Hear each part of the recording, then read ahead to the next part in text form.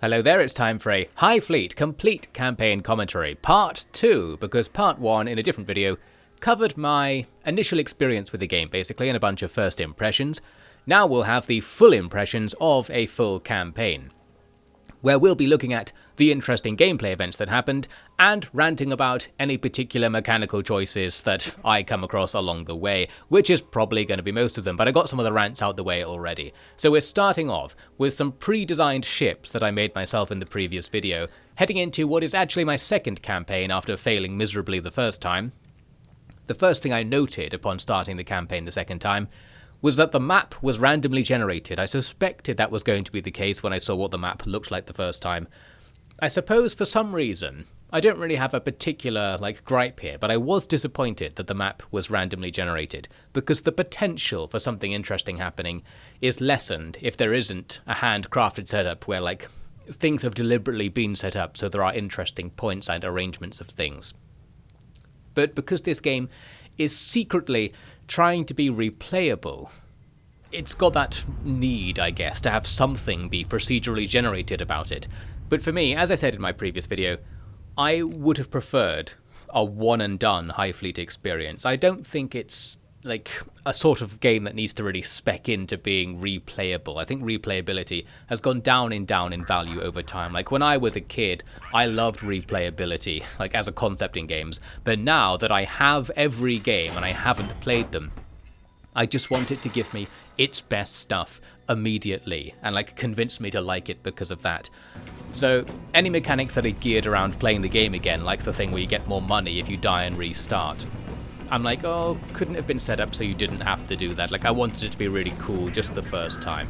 Highfleet isn't that bad in that regard. It's just that it's a game that almost isn't a roguelite, but it specs into being a roguelite a bit, and maybe it doesn't really need to. Well, clearly I've got more rants in me. So what's happening? This time, unlike in my first campaign, I actually have some ships that are fast enough to attack enemy towns without them reporting our position. So this just allows us to actually play the game this time. We're going to be able to move around and not have the enemy on top of us all the time. What do we actually have to do in this game? What even is this game? Well, I'll tell you. The goal is to fly to the top of this map of lines, basically. That's what we need to do, long story short.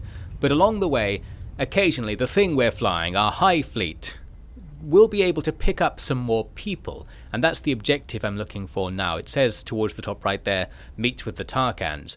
The Tarkans being officers who might join your fleet if you talk to them about it. And it will sometimes give you a few clues about where to find them. I think they're randomly generated as well. And one of them is near the beginning, as it turns out. It's in this place we're going now, not that I knew at the time. Unlike in my first campaign, the combat is going to be going really well in this campaign for two reasons. I've made slightly better ships than what I had in the first campaign. These Gepharder upgraded ships are just specialized for combat. They're faster than the normal cruiser type things, while still having similar levels of armor. And while their weaponry isn't that good, it's good enough for easy difficulty, where at the beginning at the very least, you're attacked by unarmored opponents who tend to just go down to a little bit of chain gun fire. So that's all fine. The combat's going to be fine for now. We'll come back to talking more about the combat as it becomes more challenging. Here, well, here's a real challenge. More challenging than any combat in the game, for sure, by design. It's talking to this guy. And it's not just because I'm an introvert. It's because the talking system is really randomized. It's sort of surprising.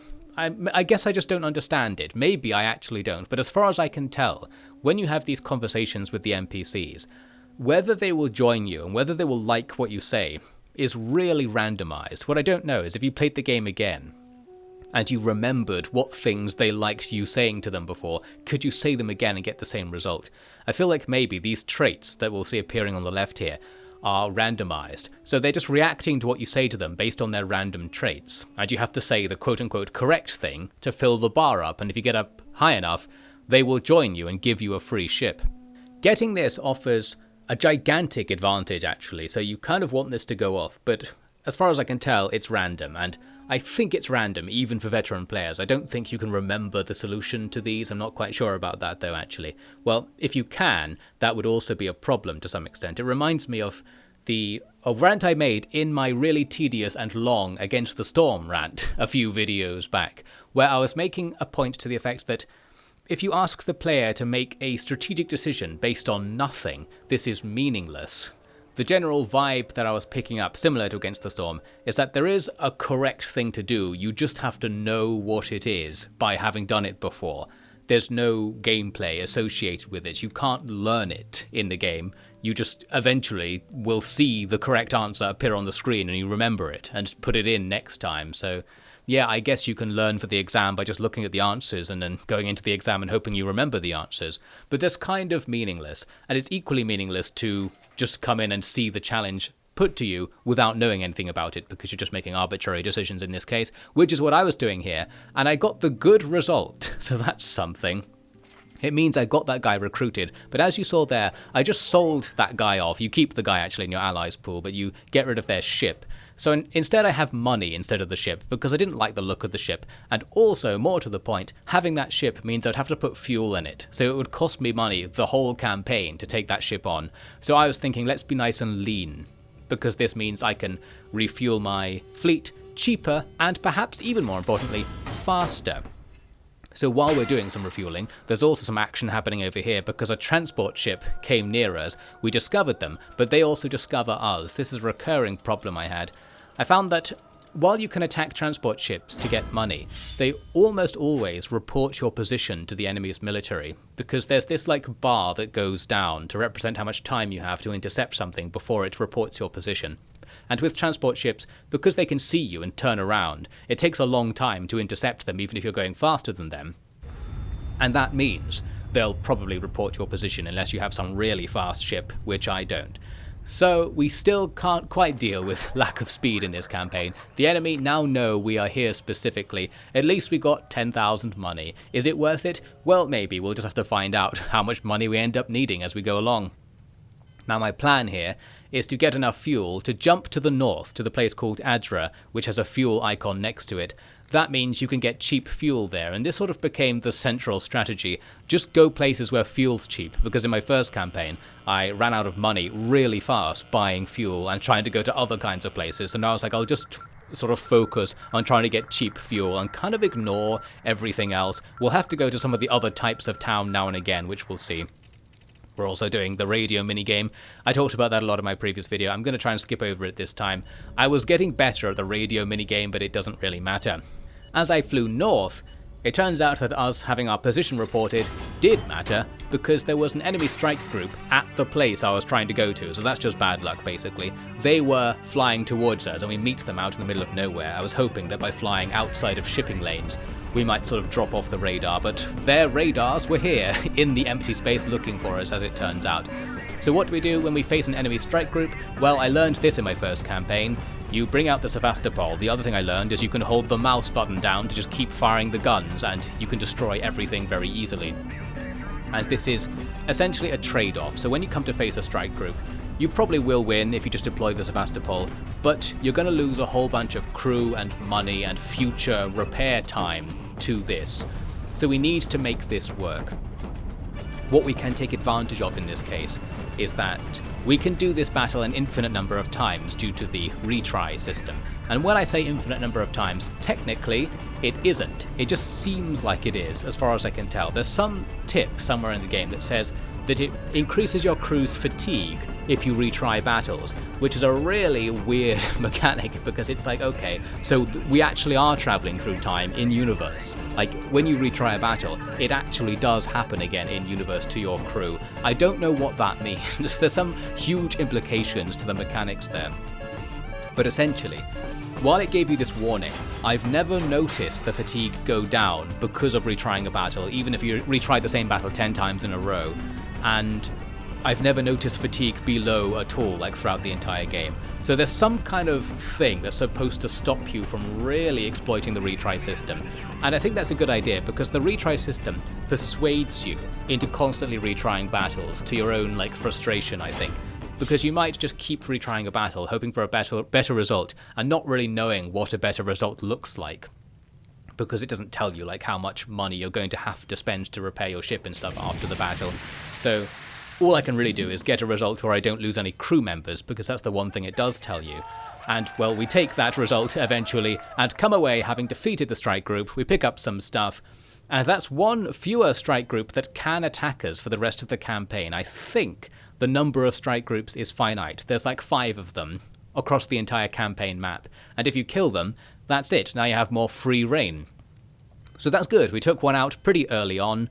The Sevastopol took a pounding, so now all we have to do is find out what the cost is going to be of having taken that pounding. So we land at the next town. On the repair menu, we can see it's going to take us a couple of days to repair this thing. The cash isn't really a problem because we generally lost parts that either can't be replaced here or are cheap to replace. It means it's cheap for us to do the repairs, and the time factor is more important. Because while it's not obvious at first, from later game experience, staying somewhere for like 2 days is probably too long. If you stay still on the map, it does the same thing as when the enemy spots you, where it sets off an alert and the enemy just starts coming for you, so you're not allowed to stay still for very long. So you can't do really long repairs without there being some punishment for it. So what we do is, as we saw, land the ship to get some repair bonuses. Landing the ship doesn't take any real-world time, so this is just free, and you can also just cancel the landing and not take the result if you crash or something. So it's a very almost exploitable, I guess, mechanic, the landing minigame thing. You never have to do it, but it's to your advantage to do it, and it's extremely forgiving and unpunishing, like a weird sort of spiritual deviation from how the game is playing overall. I don't know, there's some time stuff happening in this game. Your crew somewhat has the ability to time travel, and you can use it to your advantage. It's just never really mentioned in the lore. Maybe it should be. So now we've got a slightly faster repair on this ship. Whether we actually need to repair it is a strategic question, because I could say just half repair it and then finish the repairs at the next town so that I spend less time staying still. Or we could try and go to a town that has the cheaper repairs bonus and do it there, or the faster repairs bonus, because it would be faster. We're not really making that consideration now. It's one of these things where it is also a risk to travel without the Sevastopol being at full health, because if I get attacked again by a strike group, I need it at full health, because if I have to deploy it into combat and it's not at full health, it will not only perform worse, but it will take even more damage than it would at full health, if that makes any sense. So like a ship that has some of its armor damaged, when it takes fire, will take even more expensive damage to its interior. So you ideally want the ship to be in ideal condition whenever you use it to overall minimize the cost of using it. So I don't know what the correct decision to make there is, but I'm just saying the decision I did make wasn't necessarily the correct decision, and I'm somewhat aware of that, but I don't really have any better ideas at the same time. We can see the E-lint is flashing at the top of the screen. That means that we're on somebody else's radar, and generally speaking, the radars are always those of enemy strike groups. I don't think there's like ground radar in the game, which is like the strange thing. You would expect to be showing up on ground radar, and that's what the E-lint is detecting. I think it's basically an enemy strike group detector for all intents and purposes. It's just called E-lint for like immersion reasons, to be cool. So there is an enemy strike group somewhat nearby at roughly bearing 330, and this sort of information is what makes the movement in this game so cool. I guess that's probably the best way of putting it. The idea that you can never really see the enemy, but you get clues about them through the radio minigame that I hate, and through the E-lints as well, and just through like your game sense, your strategic sense. Like here, I can be like, well, I know I was detected at that town to the south, so there's probably going to be some enemy movement going in that general direction. And we can do things like move around or move slightly towards where an E-lint signal is coming from to see if it gets stronger or weaker, and make some judgments about what direction that E-lint source is probably travelling, and we can turn our radar off so they can't detect us in their E-lint, that sort of thing. There are some cool, like, strategic decisions that remind me of real naval warfare tactics. I'm guessing that's what it's inspired by to some extent, that are happening in the background. They're hard to, like, describe, because they're just sort of random things you think about now and again, like as you're making your movement plans on the campaign. It's hard to like show a concrete thing that I'm talking about here, so I'm just making this general point early on that there are various considerations to make that are a little bit more clever than in normal moving on a campaign map strategy games, which I appreciated, and I think that's one of the main draws of the campaign. I would say that I probably wasn't taking enough use of it to really be like, yeah, this was amazing. You can probably get away without knowing that much about it, if you're good enough at combat at the very least, to get away with having to fight strike groups. I think in theory, you'd want to play the game without them ever finding you, and you'd use info like what's coming in through elints and the kinds of transmissions you're getting from radios to not have to deal with the sorts of difficult challenges the game does throw at you. And it's interesting because, well, an example of an interesting kind of thing is that, say you got a radio transmission that was just an encrypted message, so it doesn't mean anything. You can still start working things out based on that. Like, you can note, like, that radio transmission came in just after I did something, so like, this is the enemy talking about me doing something. And it's coming from a certain direction, and like 5 hours ago in-game, I detected a faint ELINT signal vaguely in that direction, so you can be like, oh, that signal was probably a strike group noticing that I did something. So I can know that someone will come at me from this vague direction. Even though the game really didn't tell you anything to that effect, you could guess it. And to be fair, you'd probably be wrong, like you're making spurious guesses using that level of intel. But the fact that it's there, and that you can kind of do something with it, and I guess you're supposed to as well, is cool. There's something cool and strategic there. It's not very strategic in that, like, you're just sort of guessing and you don't have much to go on, and you'll probably find that you're wrong immediately and just change your decisions and get updated information right away. But it's just kind of cool that there's something there. It's unusual, at the very least I'll say. It's unique that you can make these kinds of real-world style inferences from absolutely minimal information. Not that they're particularly helpful or integrated into the game or meaningful. I don't know what I'm saying here. I'm making a simultaneous praise and criticism of the vagueness of the strategy in the game. It's not like a puzzle where you can be really proud of yourself for solving it, because half the time you'll never know if you've solved it. But it just feels cool to be making the attempt, like me making this attempt at describing my feelings on Highfleet. So what am I actually doing? I'm restarting this battle over and over again. I was using the never miss as we just saw, but there's one big problem with the never miss. It's that I don't never miss, so I was struggling to win just because I couldn't hit the enemy very well, especially with the screen being near pitch black. That doesn't necessarily help. And then I switched back to the Gepardo instead, because it's more reliable and sort of spready shots. Makes it feel like you're doing some damage to the enemy, even if you're not really doing very much, because they don't hit very hard. But against some enemies, it's enough to take them out, and we do win the battle. We're lucky enough that while I came to this town just to get a repair bonus, there was an NPC here, so we have another chance to recruit somebody. It starts off going a bit well by the looks of things, and again we're just doing the guess what their personality traits thing is.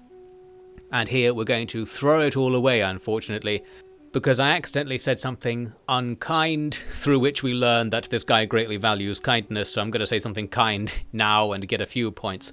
But we've thrown it away a little bit. However, as the conversation ends, I can give him this knife to keep the conversation going and get an extra turn. Unfortunately, he turns out to be peace-minded and he doesn't like being given a knife. Come on, man, look at your outfit. You're wearing what appears to be a vest of artillery shells, you're carrying a gun, you're dressed in complete, like, night camouflage with a military beret on, and you're offended that I tried to give you a knife as a gift. Well, as I said, these conversation minigames are a bit random, and I think that is to the game's detriment. Well, the good news is that despite getting barely any like points, he still joins us anyway. I think this might be pure RNG, like maybe the higher you get the bar, the better your chances of recruiting them are. And we just get this guy somehow. So with 2 Tarkans now recruited, quote-unquote somehow, we get this great early game advantage. I'm going to keep this guy's ship because it's another Gepard, which I know how to use. So this is great, because you can't really buy those ships. They're super expensive if you were to even find something like them for sale. We're gaining big advantages here early on. Speaking of advantages, there goes the Sevastopol. This town has the repair bonus, that's its special trait, and it just means that if you do the landing minigame, you'll get better repair bonuses. And one thing about the landing minigame that I eventually came to appreciate is that the bonuses you get are based on how many different numerical bonus areas the feet of your ship are in. So that means if your ship is really wide and has wide feet, you can stack multiple bonuses on top of each other quite easily if they happen to be positioned in such a way that you can do it.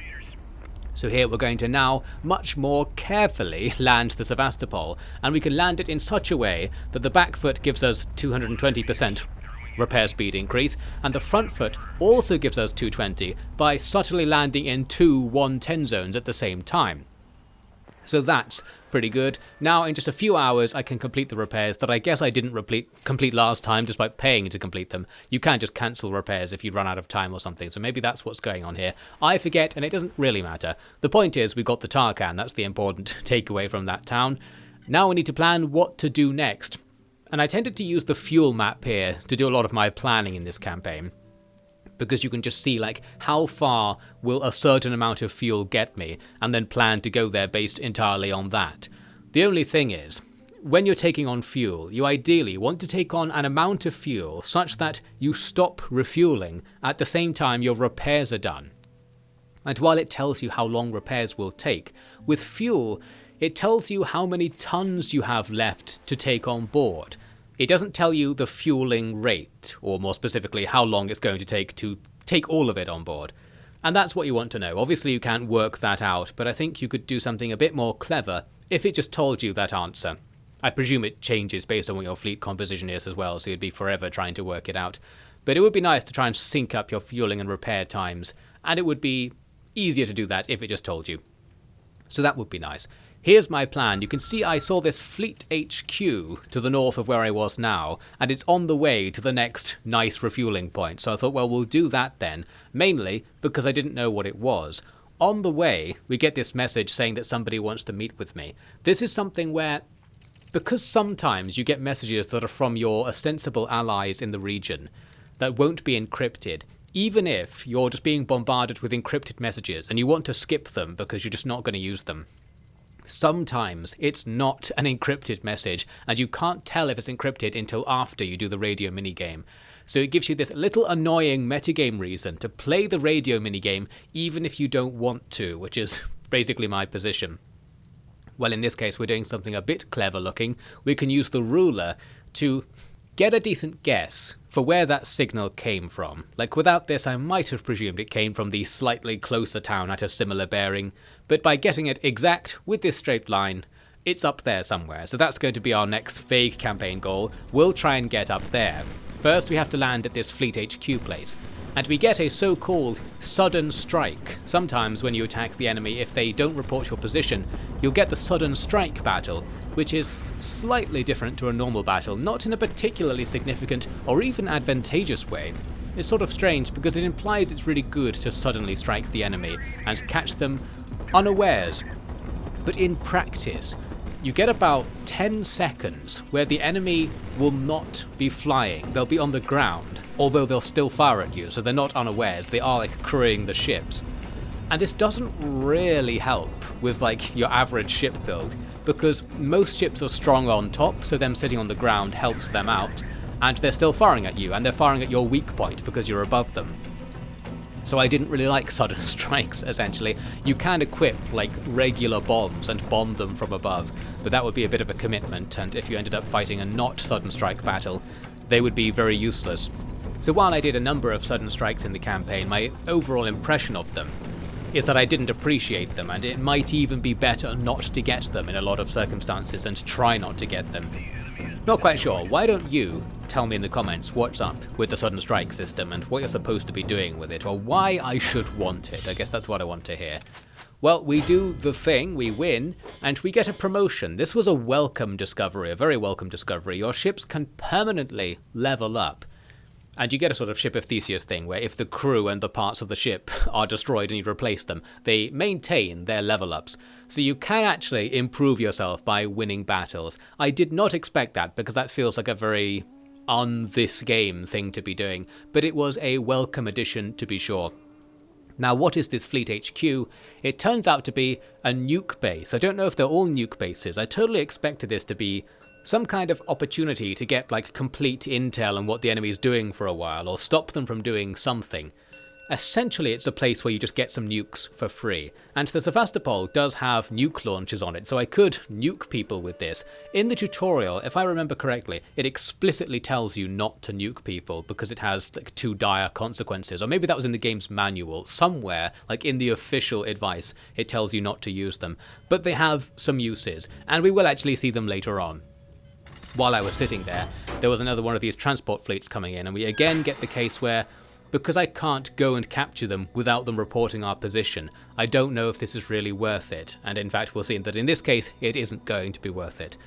What I guess is that if you had some really fast ships, maybe you could take a prize ship without them reporting your position. So again, it could just be my fleet composition is wrong, as it turns out. Once again, I needed the fastest class of ship, the Lightning as it's called in the game, which goes like twice as fast as these ships. Maybe I could get away with it then, and we're not getting away with juking all of those missiles. Had to take like 3 at the same time and unfortunately got hit by one of them. The prize ship will still attack you as well, but you just can't attack it back. You need to kill everything but the prize ship. Easy enough, and you can see my priority here. It's to just get down to the ground. That became my overall combat strategy. Be at the ground. This helps especially when the enemy have ground units actually, because they tend to fire upwards with their guided missiles. If you're really close to the ground sometimes has hills on it, and you can even hide from guided attacks launched from the ground. So overall, I'm a ground dweller, and as I said, I wanted the game to be about cars anyway, just like gigantic land vehicles, like the old Victorian idea of the land ship, something like that. We do the business. Looks like I've gotten good enough at the game to actually play it at this stage, so we're getting away with all of this stuff. And that means it's time for the game to hit me with something new and something that's going to obliterate me. It's time for cruise missiles. So there's this other mechanic in the game where you can be attacked by enemy quote-unquote fleets that are just very long-range missiles that are gradually flying towards you from somewhere. And you have this little battle, as we saw there, where you fight the missile, and if you don't destroy it, well, it just hits you. And these things do big damage. We've already got our Gepard totally wrecked as a result of that impact. You can equip anti-missile missiles to deal with this, and we'll see that in a second, but because this group doesn't have them, we're just sitting on the ground doing the post-battle looting phase, taking cruise missiles. The enemy can just keep doing this to us. And that one there completely destroyed the treasure ship. It wasn't obvious because it was only on the screen for like 2 seconds. You don't really see the aftermath of the missile hitting because the battle just ends before the explosion is done. But we lost the entire ship. So that was all pointless. We've taken a bunch of damage. We've revealed our position to the enemy. We don't get the treasure ship. Could we have done anything about that? Well, I guess we could have somehow known there was a missile launching platform nearby. Certain kinds of enemy fleet can launch cruise missiles at you. I believe that's how it works anyway. Obviously, I still don't really know, but we'll see in a second. There is a strike group nearby. In fact, I think there are 2 strike groups nearby. I was being bamboozled here because you can open the cockpit while landed and picking up fuel off the ground, and it gives you the option to go into the docking minigame. And I was like, well, what does that even mean in this context? Like, this ship is in the middle of nowhere. If I said dock, would it automatically take off and fly to a dock or something? I don't know. Well, my goal was just to move to the next town to the north, and there actually was an unguarded prize ship on the way. So we do the weird, like, go into a battle and cancel it thing, and we get that ship. However, there are also loads of missiles coming at us from 2 directions, so that's a big hint that there are 2 missile-equipped strike fleets nearby. This is another case where I wonder how many times they can do this. Do they have infinite ammo? It's something where you can get cruise missiles and fire them, but that's a very expensive thing to do. And it makes me think, like, am I gaining any advantage by making the enemy shoot their missiles at me and just shooting them all down? Does that give me a long-term advantage? Or will they just have an infinite supply, so this isn't helping me at all? I should have avoided the situation at all costs, that sort of thing. A very meta consideration to make. Well, the good news is that we do have the anti-missile missiles on both of my 2 groups here. The Sevastopol can fire them, and I've got the Fennec, a little support ship, that will also fire them. I don't know how easy it is to get these things back, like with the regular anti-air missiles. They're a rare thing that most towns won't sell. So I don't know if it's a good idea to just spam them all out as soon as you can, or whether I should be like trying to juke around the cruise missiles and shoot them down with guns. In this case, I'm just going to use them whenever I can throughout this campaign, because I might as well. I'm not good enough to do anything else reliably.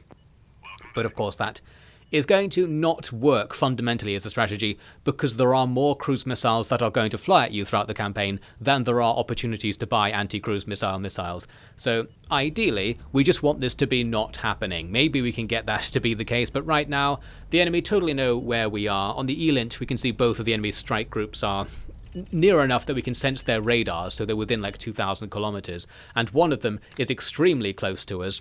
By the bearing, we know that it's right in front of us, essentially. It's where I need to go right now, but I can't do anything differently because of fuel range. This is a case where, like, you want to do something strategic, but you actually can't, because a lot of the time you only have enough fuel to do the thing you were thinking of. So if something happens along the way to change your plans, you can't like go somewhere else or try to dodge the enemy or take another course, because stuff is far enough apart and fuel is limited enough that you just have to go for it anyway. And as before, when an enemy strike group appears in your path, what do? You just bring out the Sevastopol and try to kill them all. And perhaps because this is a missile strike group, the same guys who were sending those cruise missiles at us, in battle they also have a lot of missiles to send at us, so we're getting hit by stuff constantly. We can sometimes shoot them down with our guns, but I don't know what's even happening. We're in that smoke somewhere at the moment, something good might be happening. I remember testing way later in the campaign whether you took damage for enemy wreckage falling upon you, because they kept getting below ships and shooting right into their underside, such that they would blow up on top of me. This actually does damage your ships. It took me ages to notice this. So that was an example of a case like that, where I shouldn't have been in the cloud of debris while fighting the enemy. You do take damage.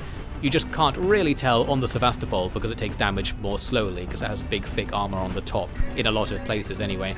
So we're doing the thing, we're blasting the enemy to pieces, we're taking absolutely enormous damage, so now our fleet's going to be like in terrible condition because all of the other ships were ripped apart by cruise missiles. The Sevastopol's now getting ripped apart by this strike group, and while we're going to win, we again have to question what's the cost of winning. Not that we have any choice in this case, so the only like strategic decision is whether I constantly retry the battle. In this case, I'm not going to, but I don't know that that's the correct thing to do. You might have noted the treasure ship is back on the enemy's side. You have to recapture any treasure ships in your fleet whenever you engage in battles, because they're still crewed by the enemy, I guess. You don't crew them, you can't like fully commandeer them, and they just defect the second there's a chance. And the garrison of the local town comes over to fight as well, and we just completely obliterated them with the Sevastopol, no mercy. And if you kill them fast enough that they don't really shoot at you, there's no real downside to just using the Sevastopol to completely destroy easy battles. So we make it to our destination, we took out the enemy. This could even be considered a win, because that's one fewer strike group that will be constantly firing cruise missiles at us. That's going to give us some long-term advantages, but with my fleet in abysmal condition, we have to do some stuff here at this town and wait around, even though the enemy already know we're here, so we're going to take some risks. We have two main problems to face, which is that, well, first, what we're seeing here. Once your ships are really damaged, it becomes really hard to land them. And this is related to the thing I said in the first part, where ships can fly much better on the campaign map than they can in practice. So if you just didn't do the docking minigame, this ship would be presumed to have landed safely and you just get away with this. But if you want to do the minigame to get a bit of a bonus, you'll quickly learn that it simply can't land safely. All we can do is try to mitigate how much damage we take by landing part of the ship where it doesn't have gear. And you lose a few parts doing this, essentially. You're like crushing it under its own weight as it tries to just rest on its own interior structure on the ground. Doesn't work particularly well. This other ship is going to be even harder to land because of how many engines it's missing.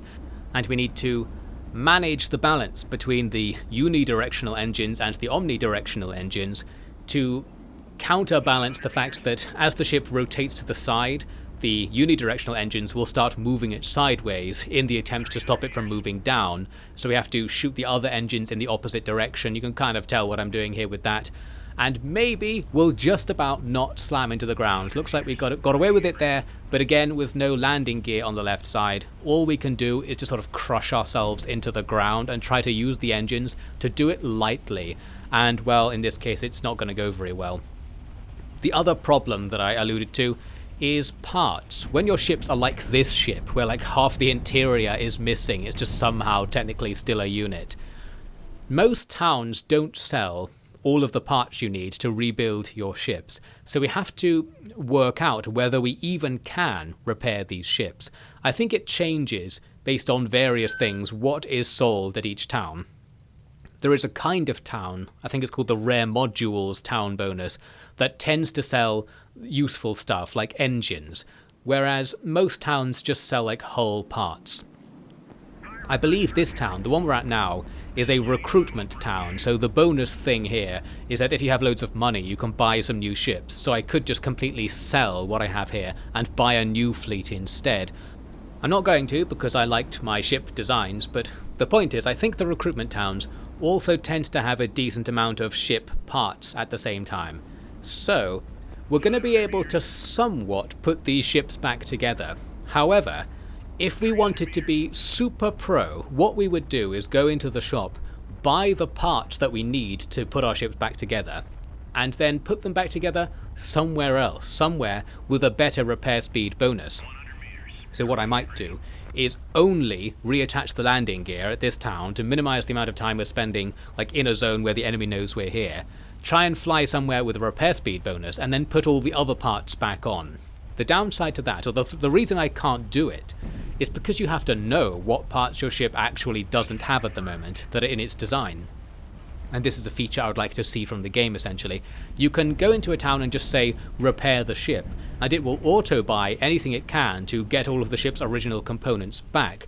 But what you can't do is the intermediate stage. You can't say, just buy the components, but don't also start installing them and pay for that as well. You can get around it by just paying to install it and then leaving, so just don't install it. This costs more money, and it avoids you having to know what parts your ship is made of, but it feels like that would be a nice feature to have in the middle of those options, where you just buy all the stuff that your fleet actually is missing, and give yourself the easy option to deal with the actual repairs somewhere else.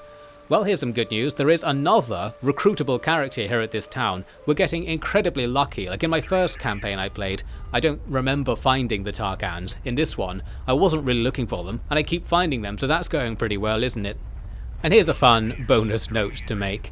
If you want to do something like land the Sevastopol in a town that has ships for sale, the ships for sale are on the repair pads. So you can literally land on top of ships that are already here and just destroy them, if you want to. It looks like I'm going to not go with whatever just happened there.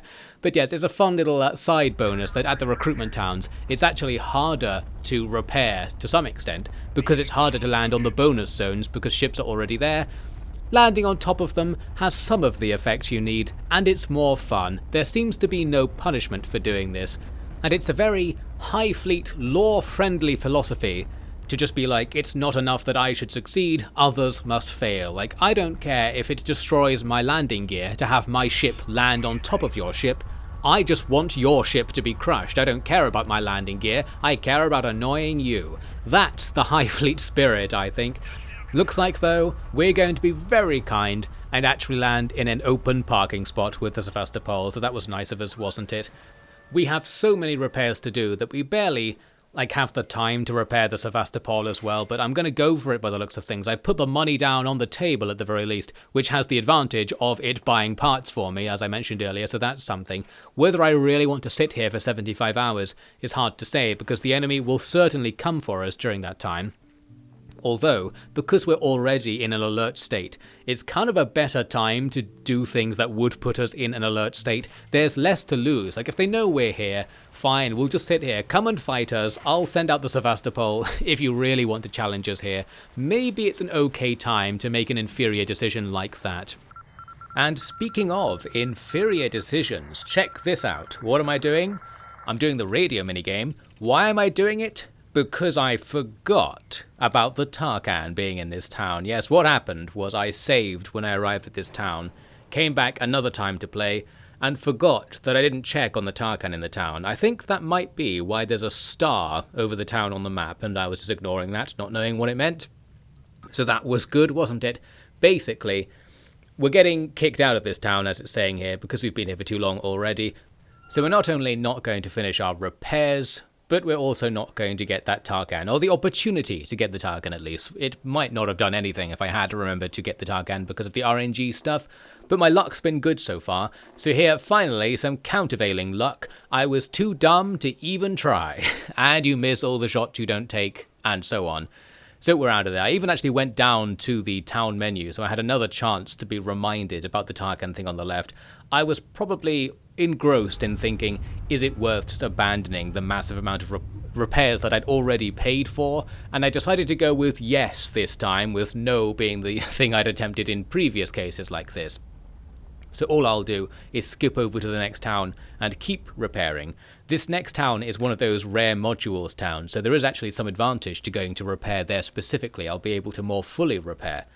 We also get a plot event when we arrive here. We've discovered a part of a sacred text of these lands, and it turns out that the locals actually can't read these texts because they're written in that dirty language, English, whereas I think in the canon we're speaking Russian or something, or some sort of Cyrillic speaking language.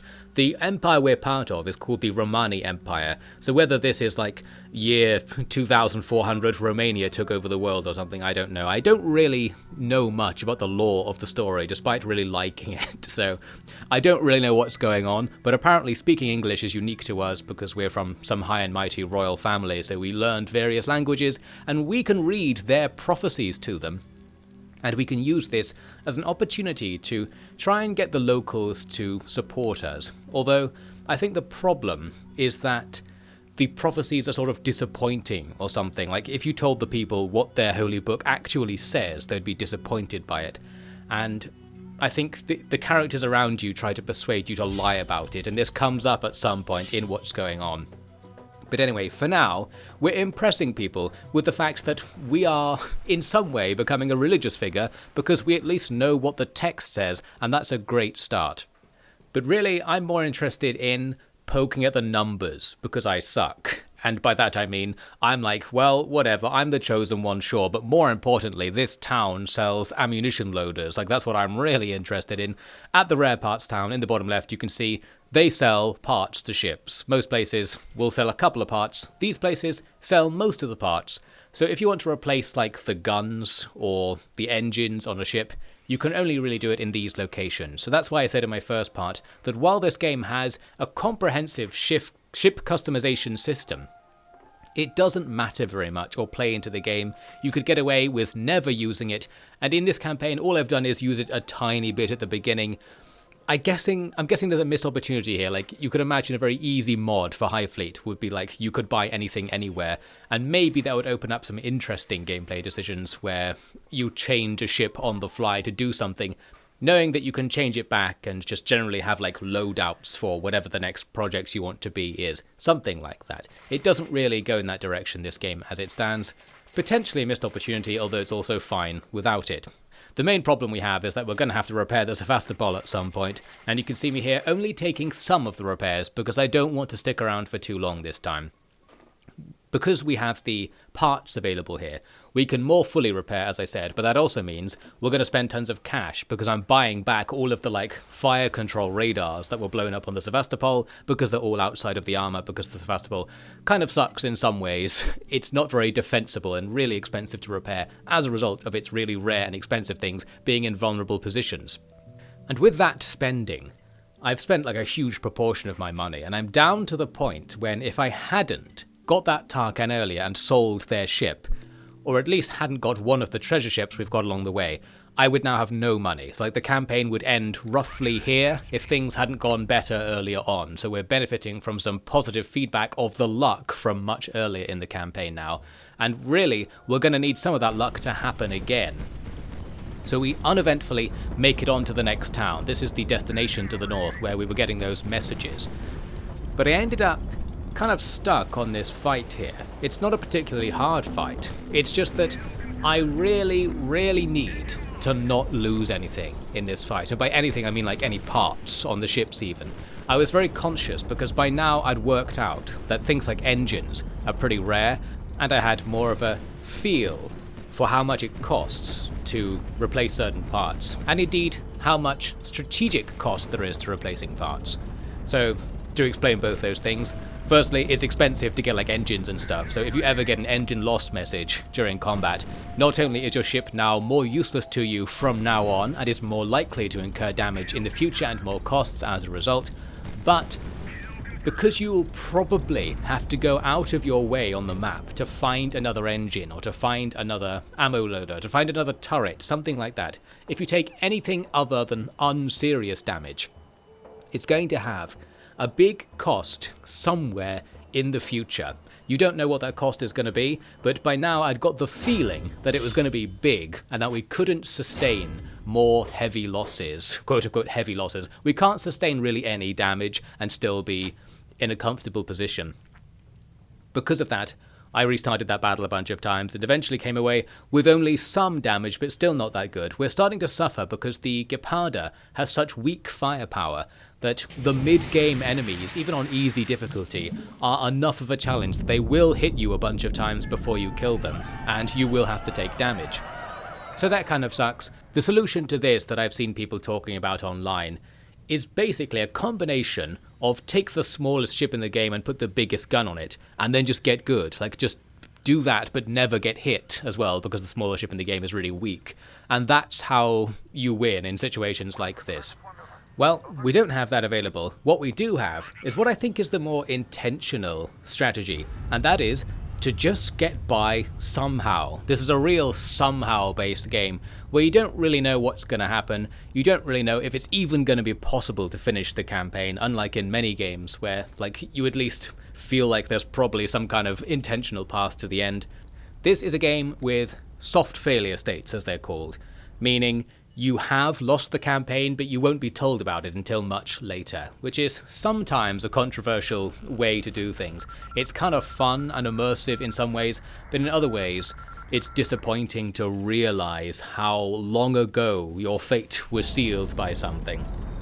Well, we don't need to talk about that right now, because my fate's not sealed. We're still in this right now, based on nothing at all. Based on sheer ignorance of the game, I'm willing to keep playing, so let's see what happens.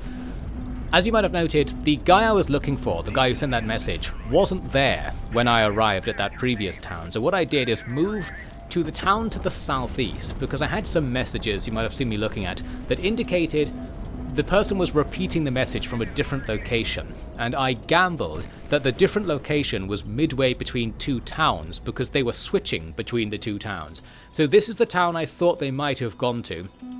This was a gamble because I'm moving away from my overall destination to check this town. And of course we don't really have the money and fuel to be spending on spurious trips like this, so it was a real gamble right here, but perhaps there is some strategic sense in taking an unusual move in my path to the capital, because if the enemy vaguely know where I am and where I'm supposed to be going, they probably wouldn't have expected me to make this wrong turn on my trip, or something like that. I don't know if the AI actually thinks about what you're doing in that level of detail. Anyway, what's happening here? I'm still struggling with the combat once again, and I think it is still because the Geparda's guns just aren't enough to kill enemies at this stage in the campaign. I have to hit them too many times to get them to the point when they're no longer a serious threat, let alone kill them. Because with smaller ships you'll probably just like kill their engines in your first burst, and you don't have to worry about them very much for the rest of the fight. Here I'm switching between targets, trying to do the same thing where you cripple various ships. It's not working very well, and I'm just going to be paying the cost for that. We're going to have to try something more powerful at some point. At this town, we don't find the guy I was looking for. We do get an interesting event where some guy declares that because of what God told him or some such thing, he should join our fleet and we should pay him and give him food. Well, I trust this random guy who's walked up to us in the street. It gives you the chance to decide if you want to let him in. It kind of hints the game that letting him in is the wrong choice, but I really wanted to let him in anyway. And you lose a bunch of morale. Some of your allies don't like it. Some of them do like it because you're sort of ingratiating yourselves with the locals by doing something weird like that. And I'm still not really using the ally powers for the primary reason that I didn't know what they were, or indeed how valuable it was to keep them for later, which it probably isn't that valuable actually in retrospect. So you could be calling in various little perks here and there by asking your allies to do stuff for you magically, like I did in my first part to this campaign, but I'm not using them. So if you were wondering why I'm not using them, it's because I didn't really know what I was going to get from them or whether I should save them for later. Anyway, we move on, and along the way to the next town over to the east where I wanted to go grab some fuel, I had determined from other messages the actual location of the guy we're going to try and meet. So he's to the north. We're going to go there, not quite via a direct route, so I can stop on the way and get some fuel. I could, by the way, go back to the town that was 2 towns back, which is also vaguely on the way to my destination, and also sells cheap fuel. But I figured you're never supposed to go back to towns you've been to already. I don't know if the timer resets for like how long you're allowed to land in each town, and whether I'd just be instantly discovered if I went there. So we're doing another detour to get some fuel from another place that isn't necessarily like any closer to our destination. But at least we're now sort of off the radar a bit more, maybe. We've actually now got the encryption cipher key, so what we can do is theoretically read some of the encrypted messages that have been coming in throughout the campaign.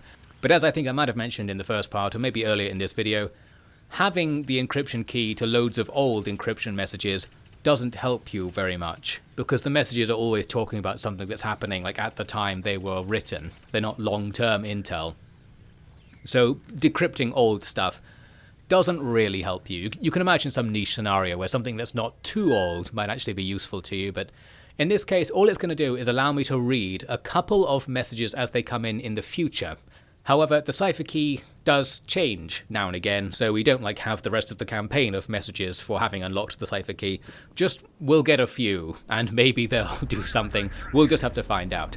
For now, looks like it's time for another no-leg landing on the never miss. I'm back at it again with this. Well, let's just leave me to it and move on. This probably isn't going to go very well.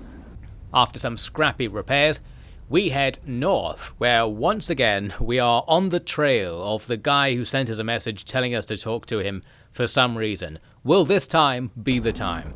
Well, before we need to do the battle at this town, and for this one, I decided to use the lightning I bought a while back.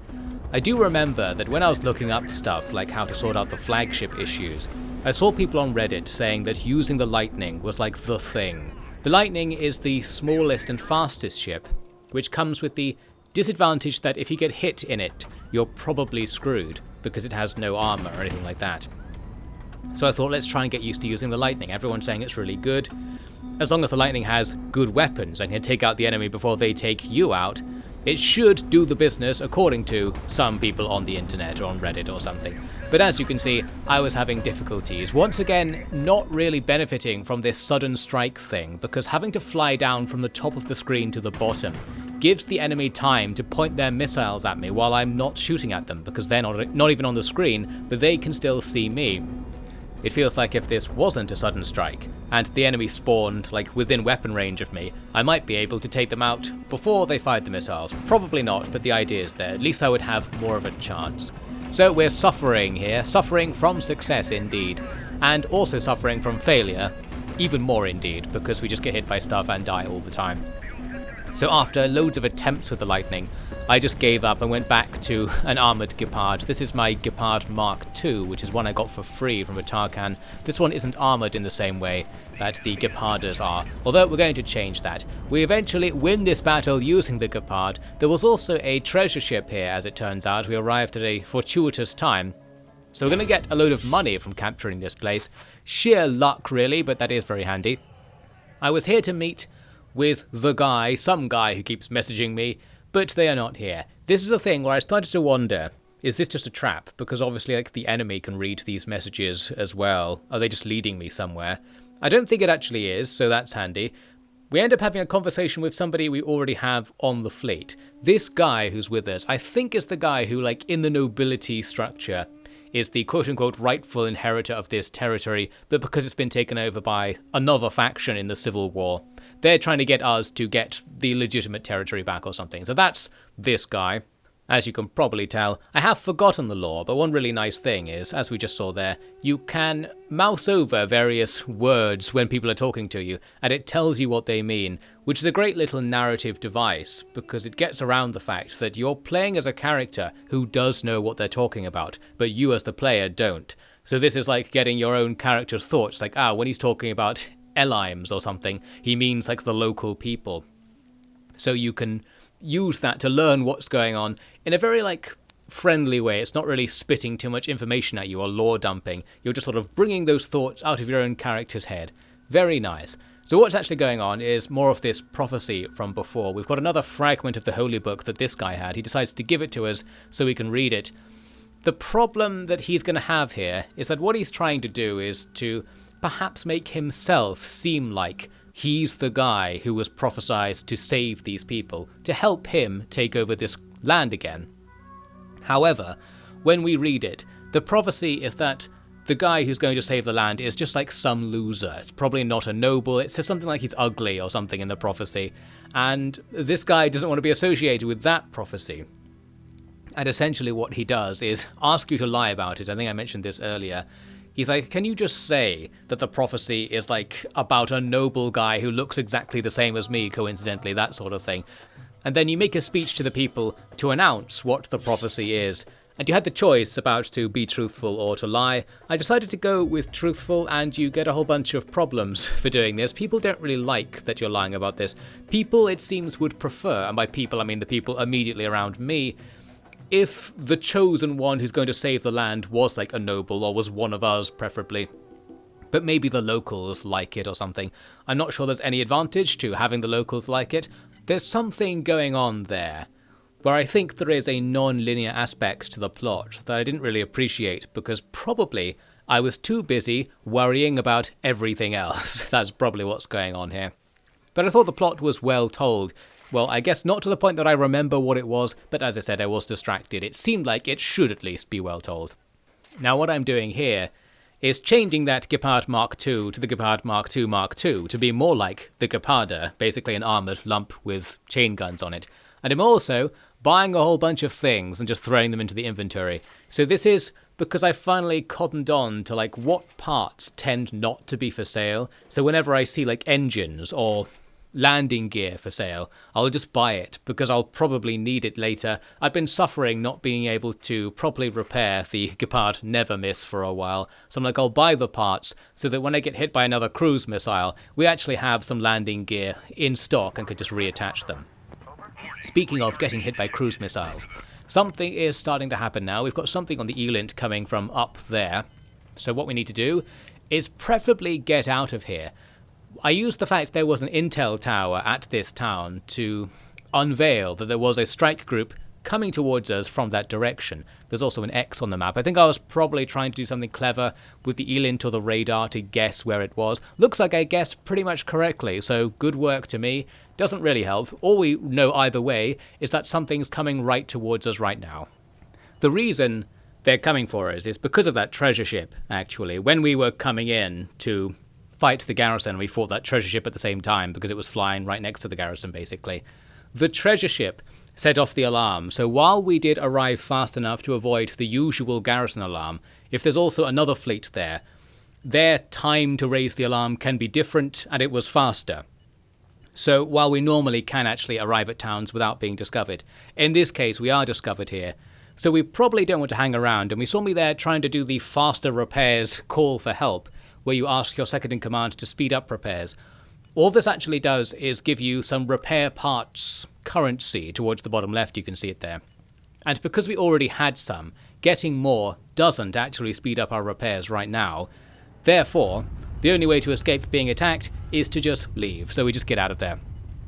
My vague goal was to just hide over here and think maybe they won't know we went in this direction or something, maybe they'll go somewhere else, because this town is a faster repairs town, so this would be a good spot to hang out for a bit. We certainly need a bunch of repairs, and actually more to the point, we have to stay at this town now. Because we didn't refuel at the previous town, we have to refuel even more here. And if you were looking closely there, we got boned on the way in. It happened very fast because I had time sped up, but basically our strike group wasn't fast enough. The enemy did report our position before we arrived. I'm not quite sure why that is. I didn't think it changed from town to town, but I suppose possibly the fleet composition changes it, or maybe already being in an alert status means it's easier to get another one, something like that. Well, who knows? The point is, I don't know. Why don't you write it in the comments if you do know? All this means is that, as I said, I have to stay at this town, but the enemy will know we're here. and there is a strike group coming this way already. So we're getting into a hairy situation where we're just going to have to get out of this one somehow. Speaking of somehow, we need to also win the battle upon arrival, and that's proving difficult. There are just too many missiles, the Capada keeps losing an engine. I did this battle like 5 times until I finally got a satisfactory result, that being one where you don't lose an engine midway through. If you can keep all of your engines, things are okay, and you don't have to repair the engine after the fight, which is a very nice thing to have. I was really not able to take out the enemy very fast though. That was the problem I was having with this battle, even as we saw at the end there. Just sitting up against the enemy at point blank range, blasting into them, doesn't do very much, and eventually they will blast back once they reload. So, we're now stuck here. We've got a load of damaged ships. There are cruise missiles inbound, so clearly that strike group knows we're here now. And we can't do anything about this because we don't have any fuel. There's also another Elint contact to the west, so probably something else is also now going to be alerted to our position and start moving towards us from that side, making it extra hard for us to escape this situation. There probably are still things we could do, like I could detach one ship and fly it off somewhere as a distraction, something like that. I could ask that admiral to pull another fleet out of his inventory for us, something like that. But again, I was still vaguely saving the call for help options, not knowing what they did for the most part, and thinking I'll probably need them later. I'll use them when things are really desperate. But I keep thinking, looking back on the campaign, I should have been more liberal. It would have been more advantageous to use them earlier, and then I wouldn't have been in so many scrapes, perhaps. After we arrive in town, it turns out this guy I've been looking for ages was actually here. I was going to look somewhere else, and I thought he was at the previous town. I don't know, maybe he really is moving around. We eventually find this guy, who I think is the son of the previous guy who was governor of this region or something. He's another noble who's like next in line to the throne or what have you. He turns out to be easy enough to recruit because he wanted to join our thing anyway. And there's something going on with this guy where I think you can get him to give you hints about the location of a secret base that the locals have, which is separate to the military you're fighting. Because we're fighting a military that is an offshoot from the empire that we represent, there's also a third faction in play, the underground resistance to the empire, who are sort of theoretically hostile to us, but are maybe more hostile to the current incumbent, the current Civil War faction. I don't know, you might be able to get them to work with you a little bit, if you're nice to the locals, as I have been somewhat in this campaign. And there was some kind of quest line, it seemed like, where you would go and find a secret town that isn't on the map and do something with that guy. Well, I never found it, and I also never looked for it. I'm not quite sure how you're supposed to find it. There's something going on, and I could have perhaps done something with that right here. So that's all the commentary I can give on that part of the game. I felt like there was some content that I sped by in my panicked escape from the oncoming wave of death. Speaking of oncoming wave of death, we now have a plot event where there has been some nuclear war going on elsewhere off map, and as a result, there's now a nuclear winter over the whole planet, so that's pretty good for us. I think in terms of gameplay it means it's always going to be nighttime, so your sight range is reduced, and that should be good for us because we're trying not to get seen. However, it's not good for the world, generally speaking, because probably it's not going to go away anytime soon. It probably means the empire we're from has been nuked into oblivion by now by the various other factions fighting each other, and it might really be just us at this stage. It actually isn't. You're being lied to some extent, you find out later. Well, we'll get to that. What we have to do is use this worldview thing now. We have to make a speech to reassure people that things are fine. Luckily, I've managed to gain enough Romani worldview that we can just talk about the Empire, and that's enough to get through this conversation. But because we don't really have any committed ideological directions in all of the other categories, it means other conversation checks that depend on those worldviews will be difficult for us, and that will matter in a bit. I guess we haven't seen enough random story events or something. We just haven't had the chance to get any particular views on anything through so far. Well, we've done that. We increase fleet morale, which I don't think matters very much to us at the moment. I think morale is the thing that goes down if you keep retrying battles over and over again as your crew gets annoyed that they're stuck in this time loop.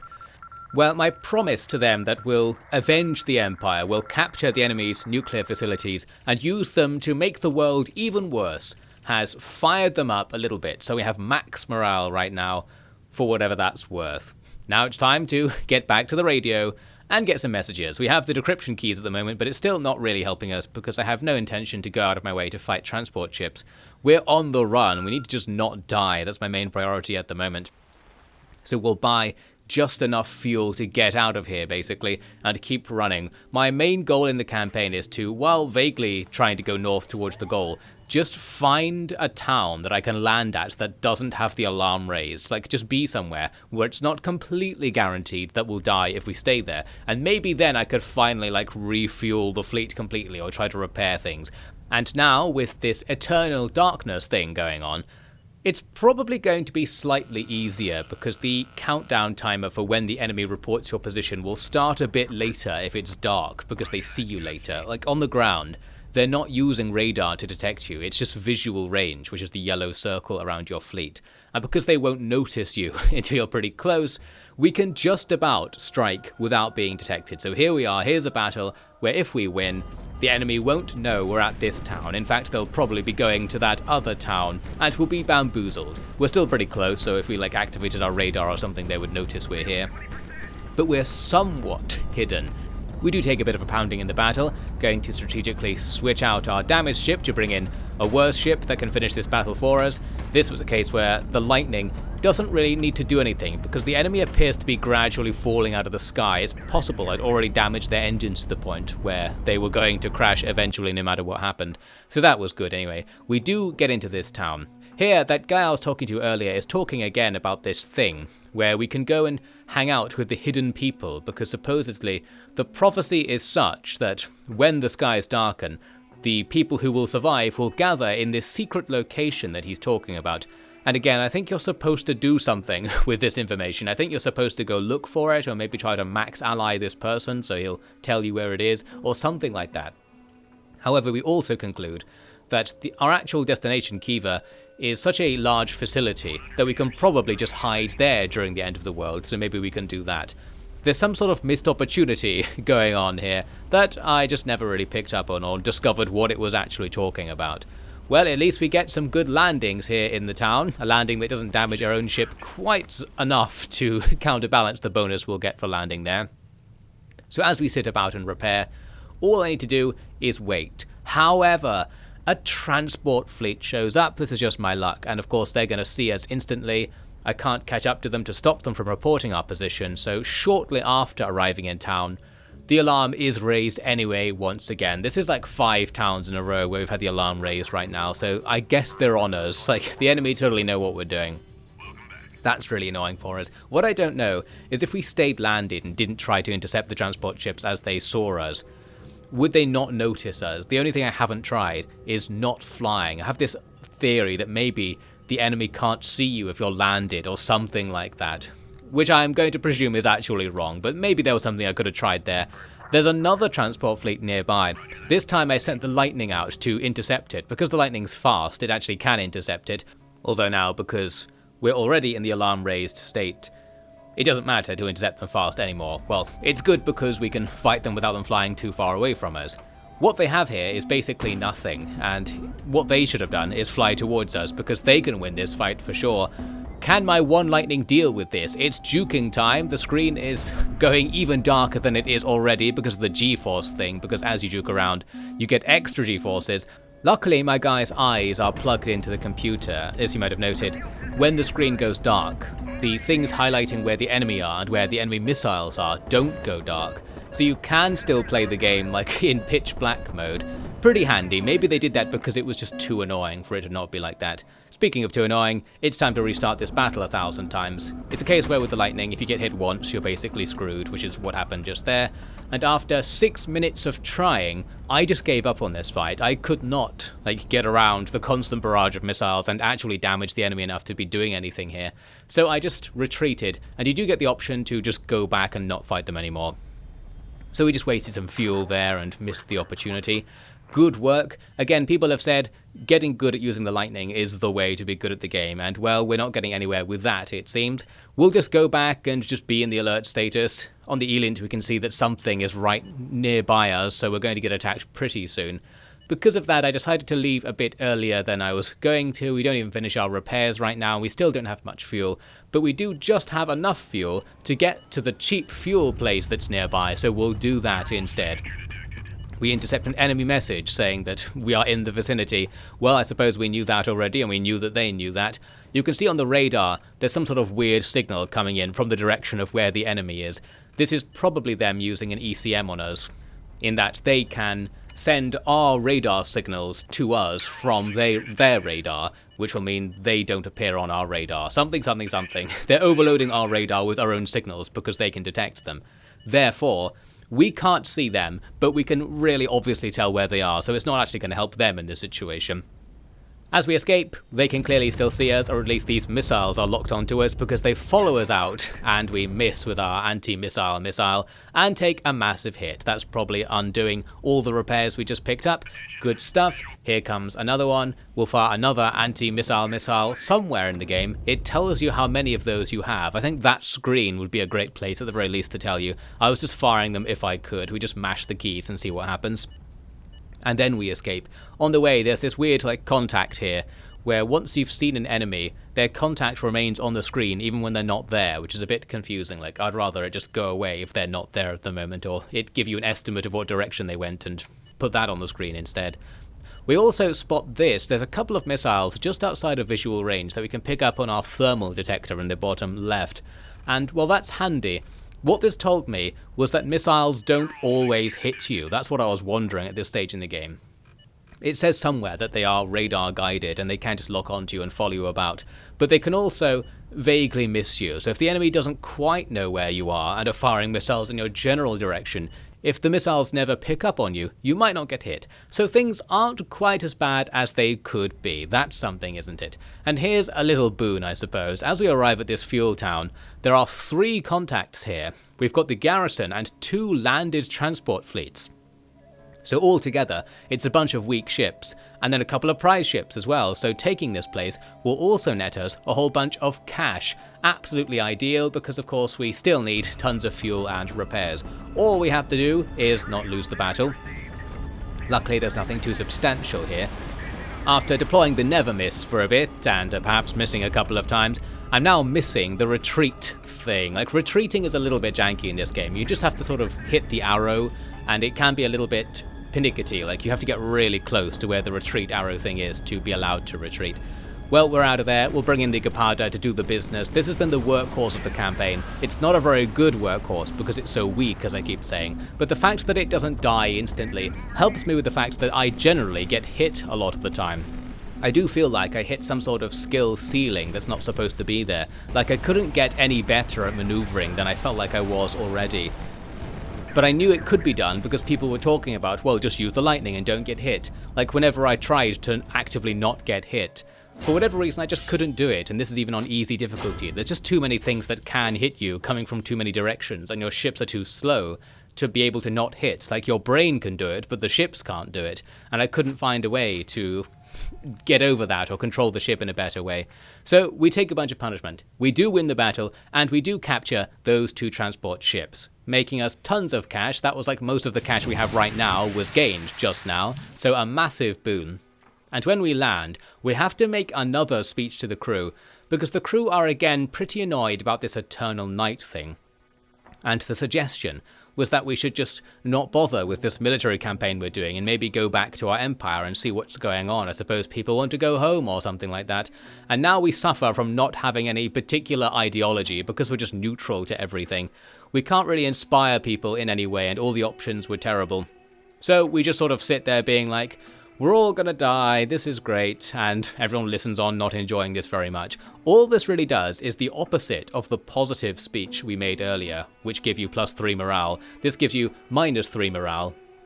I think, as you sit in towns, your morale just restores automatically. So this isn't necessarily a problem. We're not going to face any sort of uprising or anything like that. Now our admiral comes over and mentions to us that because there's no sun, the atmosphere will freeze and the planet will be in the vacuum. And he's like, well, what are we going to do about that? And we just be like, well, we'll go and hide inside this nuclear reactor. It's as large as a mountain.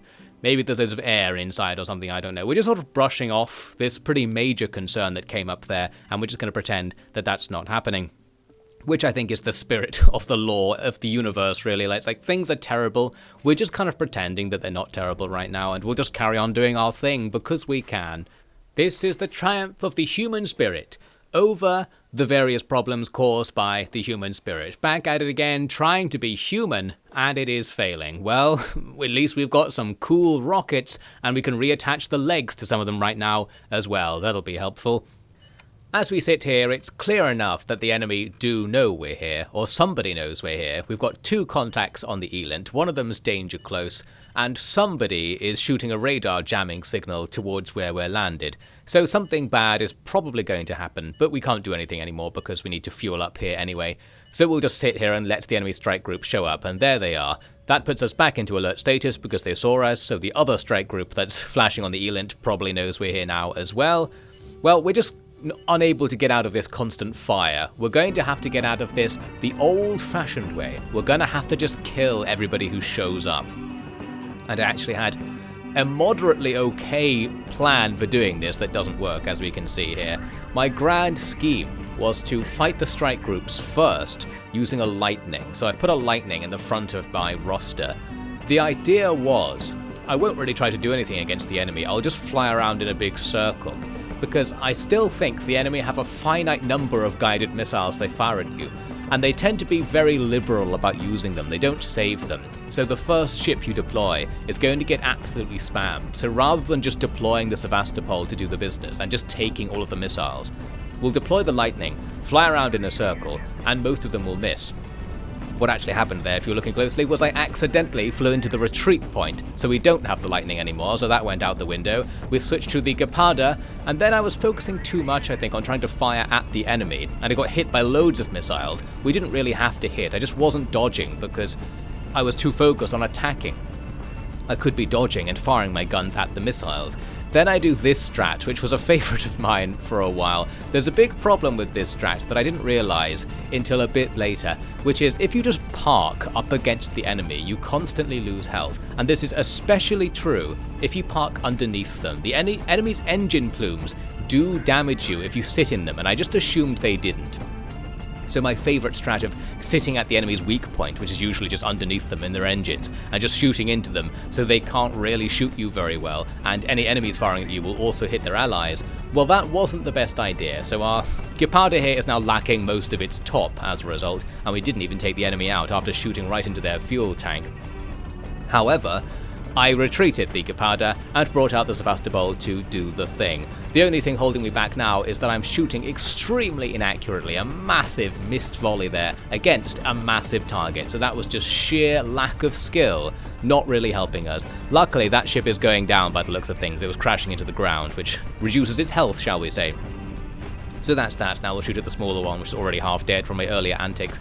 And basically we'll blast our way out of this. What I was looking for in this footage was to try and tell whether I had worked out you could shoot enemy projectiles out of the sky yet. I think I haven't, because I'm wasting tons of ammo trying to use my secondary fire to do damage to the enemy. I'm just trying to get as much damage potential as possible. I'm not turning the secondary fire to shoot at missiles or oncoming shells very much. So I probably still didn't know. And that's going to be a big problem, because I was watching a Highfleet video last night of somebody else playing, where they just covered their entire ship in secondary fire weapons, and it got to the point where nothing would ever hit them, because the secondary fire was constantly going off and taking out every enemy projectile on the screen.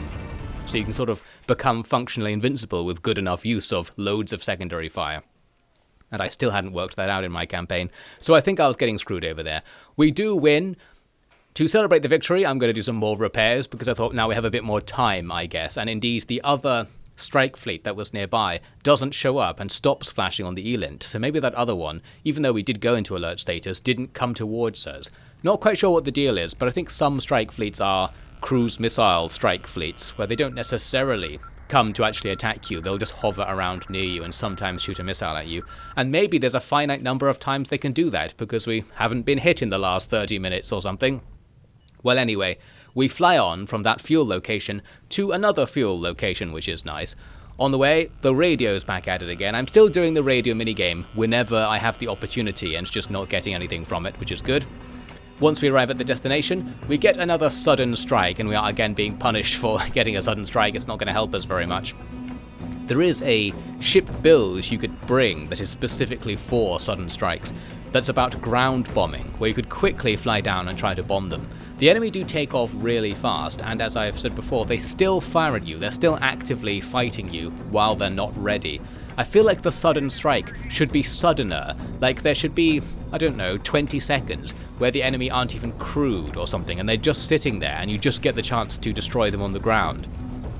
I feel like you don't gain enough from doing a sudden strike. It's probably too overpowered if it's like that, or something, but for me I felt like the sudden strike was underpowered and that there was not that much point trying to get it, and it was even sometimes worse than not getting it, since the enemy would spawn outside of your weapon range in most cases.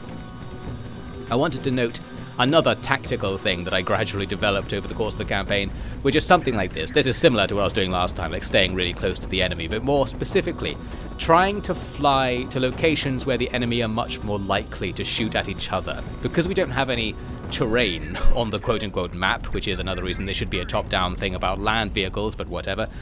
Because there's no terrain, the only thing you have to use to work around, to do some flight strategy with, is the other ships. And if you can try and keep the enemy lined up so they can't see you because their own allies are blocking their line of sight, this not only provides quote-unquote cover, but oftentimes the AI doesn't recognize that its line of sight is blocked and it will just shoot at its own allies.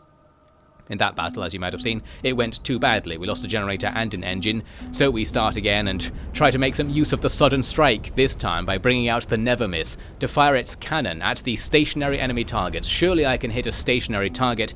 Well, no, because I'm not stationary. There's that physics thing I was talking about in my first part to this Highfleet commentary, where your shots kind of curve based on your own momentum, so you have to be not pressing anything else as you fire to get a straight shot. And I still can't hit. In my defense, the screen is basically pitch black, so if you're playing this in a room with any sort of ambient light, you just can't see anything. Well, we do go on to win that battle somehow. We get a nice landing afterwards, a nice little slot here for us to throw the Never Miss into for that 100% extra repair speed.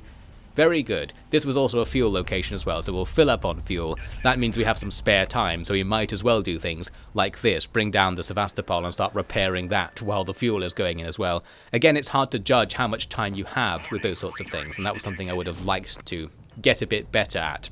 Things go well and we move on. You can see on the map I've put these arrows down. I had planned out now what route I'm actually going to take to the capital, so I'm just going to follow the route that I made in a previous session. This was something that actually bit me a few times, I think, while playing. Because I tended to play in short gameplay sessions of like 40 minutes, I would forget what happened the previous time. So the thing I talked about before, where it's like, oh, I vaguely remember there being an ELINT signal in this direction and being able to use that intel about the map, it didn't really apply very well because I would never remember what it was. And I think the answer is probably write stuff on the map. Like whenever you get an inkling about what the enemy is doing, put notes down for your future self, and then you might be able to get something out of it. Well, those arrows on the screen was something I had done to that effect. I was like, well, we're going to take this route because I've got a plan for getting the maximum amount of repairs and fuel before the final battle, or something, and we'll just do it. Obviously, I was planning to not get interrupted in my journey at all and have to change my plans. Anyway, we arrive at the next town. The battle to get in went extremely well. We destroyed the enemy, barely taking any damage. So something worked out there. Maybe some tactics are playing into that.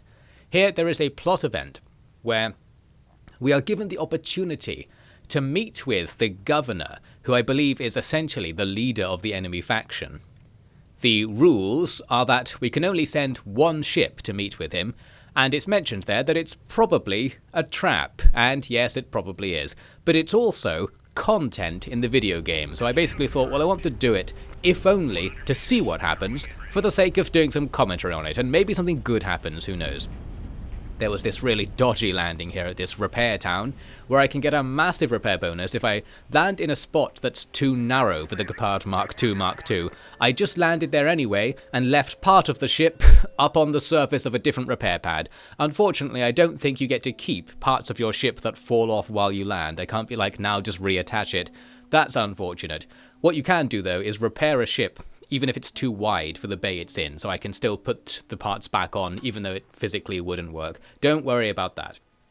Now, something's happening here. This was a plot event that kind of sped by for me because I was vaguely looking at it and thinking, this is really stupid. Like, I was finding this plot thread unimmersive because it's too important. I think that's probably the best way of putting it.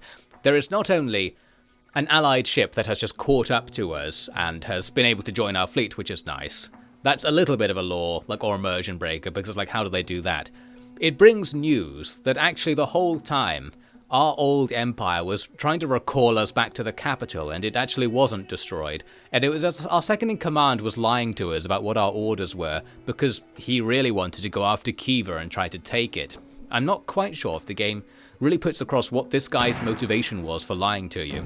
You were given the option to ask him to stand down, and essentially try to be like, well, I'm going to punish you for disobeying orders and lying to me as your superior, that sort of thing. But if you ask him to do that, he pulls out a gun, he kills the admiral, who was the whistleblower of the whole thing, and then just sort of walks off and the plot event ends. And I was just like, what was that? You can see me here towards the end, speeding through, barely reading it. I was like really like unhappy with how that went. I was just like, you can't just do that. You can't just be like, oh, my second in command is just killing my crew.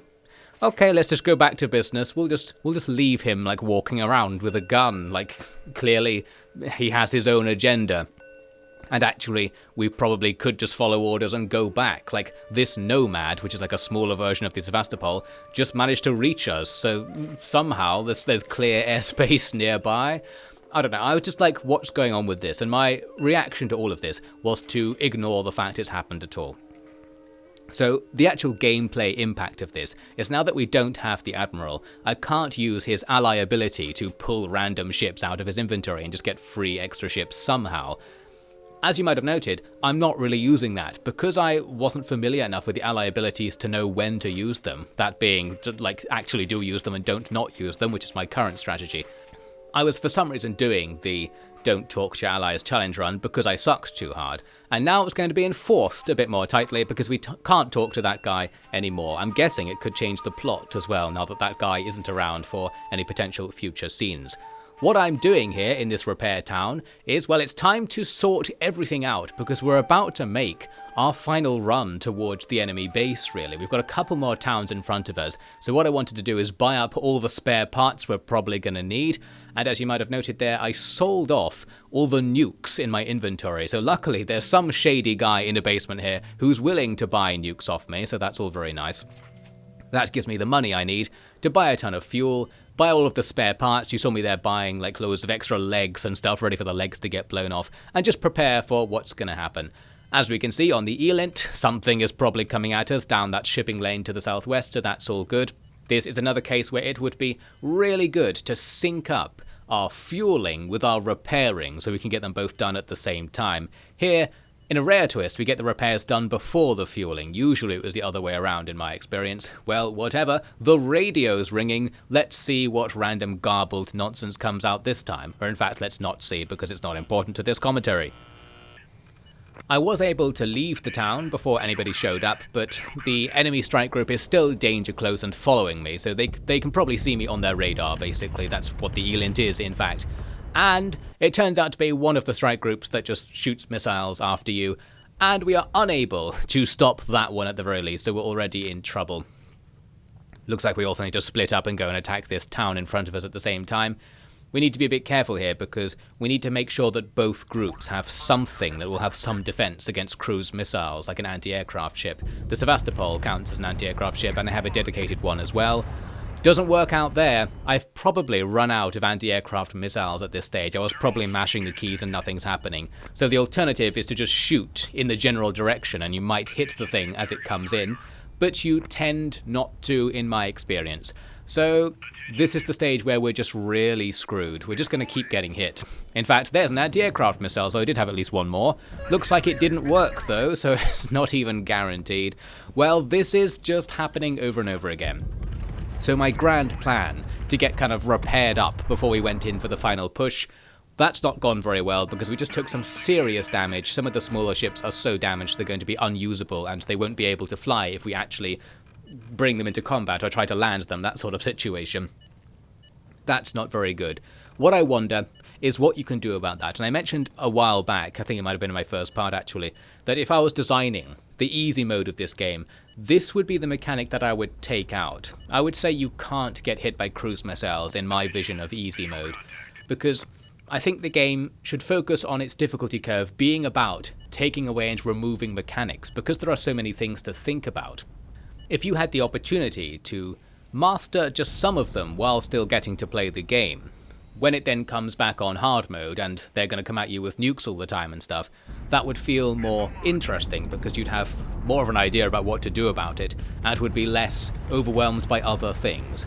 Well, as you can see, something new is happening right here. We're still getting tutorial dialogue this late into the game, because there's a kind of second version of the cruise missile attack, which is the fighter attack. So it's not a missile that comes at you, it's a plane that shoots missiles. So it's a very similar thing, and you also have to use your anti-missile missiles to deal with it. But this time, I think it can keep happening, so if you don't destroy the planes, they'll fly back to their carriers, get more missiles, and come back again. So that means there's an aircraft carrier somewhere off to our east, there's some cruise missiles coming from the south, and the enemy are in front on the ground as well with some anti-air defenses this time. These things tended not to ever appear, perhaps because it's on easy difficulty, and reducing the size of town garrisons is the main thing that easy difficulty does to make it easier, I think. So, the enemy are everywhere. My vague goal of being like, I'm going to be in the most powerful possible position before I ram home to the objective, obviously that's not happening. We are still going to be doing this by the seat of our pants. We're going to somehow try to get through all of this and see if one scrap of metal can at least fall near the objective after being hit by 500,000 cruise missiles and fighter strikes. Which of course discounts the fact we're also going to get hit by 500,000 other things. Here, looks like I'm not maneuverable enough, and I'm just like, no, we're not doing that. Like, that battle went too badly right from the beginning. Start again. The challenge of it being nighttime all the time does make combat a bit harder, just again in that you can't see things. This was my complaint in the first part of my Highfleet commentary, that I found it hard to visually process the screen. It's easier than it used to be because I turned off the glitches. But now that it's just like pitch black and the thing you're flying is pitch black, we're just fighting like black objects on a black background. We're relying on the UI quite a lot, and I don't know, for some reason my like instinct for what was going on was thrown off a little bit. And well, things are going absolutely abysmally, getting hit by missile after missile. That's another restart. As we know, our crew are time travelers, so they actually have to put up with dying and being rejuvenated by this time loop I'm putting them through. And eventually, they'll supposedly be unhappy with this and you'll lose morale, but as I think I've said before, I never noticed this happen. You can see there my strategy was fly down to the ground, my favourite place to be, as soon as possible. I probably wanted to take out the enemy's ground attack vehicle, but I can barely see it because it's behind the UI, and it's black on a black background of course, and we're being pounded all the time. It's like if you start focusing on doing something, you might lose focus on everything else that's happening, and everything else that's happening is you're being hit by anti-aircraft missiles constantly, at all times and from all directions. Looks like I considered bringing forward the Fennec there, that's probably a mistake. We'll bring out the Lightning, probably thinking of doing something dodgy. Another thing to note, by the way, is I have now equipped some of the different ammo types. I still hadn't worked out how to use them. There's this there were 2 stages of mistake I was making. First, I thought, if you've bought any alternative ammo types, there would be a key in combat that you'd press to just load it up and start using it. After a while I realized that doesn't work, and then I saw that in the combat deployment screen you can switch your ammo type there. So I thought, if I switch to incendiary rounds here, I will have them in the battle. That's still not how it works.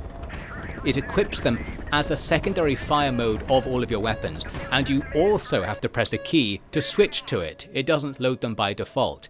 And that combination meant it took me extra long to accidentally discover how to even use all of the alternative ammo types. So I kept bringing incendiary ammo and like armor-piercing ammo or something, and I thought I was using it the whole time. I totally wasn't, so that's good. Here I finally bothered to bring out a ship that has its own guided missiles, because I thought I'm getting hit by so many missiles, it's time to spend some of the limited supply that we have to just take out the enemy. So they're extremely powerful, your guided missiles, because the enemy will do barely anything to dodge them. You'll probably hit. It's just that they tend not to be for sale. It's like a weird economic thing where clearly there's a lot of them somewhere because everybody has them, but if you go to the weird underground shop that will buy nukes off you, they tend not to have just regular missiles for sale very often. So as I think I mentioned ages ago, that's why I wasn't really using them, just because I thought I don't have a reliable supply, so I don't want to use them. I don't want to rely on them. I need to have like combat abilities that allow me to win without them, so I won't use them as a crutch. Until this battle annoyed me and I started using them to get through it, and now things are looking a bit better. Using the word looking very liberally there as the screen fades almost completely to black. And it was already almost faded completely to black. I don't know, this isn't a game for people that like to see things, which is very weird because probably the best thing about this game, or one of the best things, is how it looks. You get to a point when what the game looks like is a black screen. Well, I don't know. I've got the Nvidia 3090 or something in this machine. It's working overtime, rendering the black screen that is Highfleet most of the time. Check out this cheeky landing. We can not only land diagonally here, but our back foot is considered to be on that 36 pad, which it totally isn't.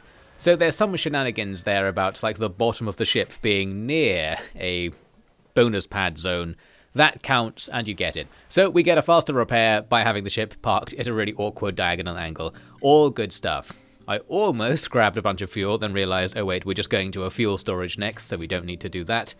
What we're really here to do is get attacked. Obviously, the E-lint is already flashing danger close, and I'm making no attempt to hide myself because I'm guessing there's no point. I'm pointing my radar at the thing that's shooting its radar at me.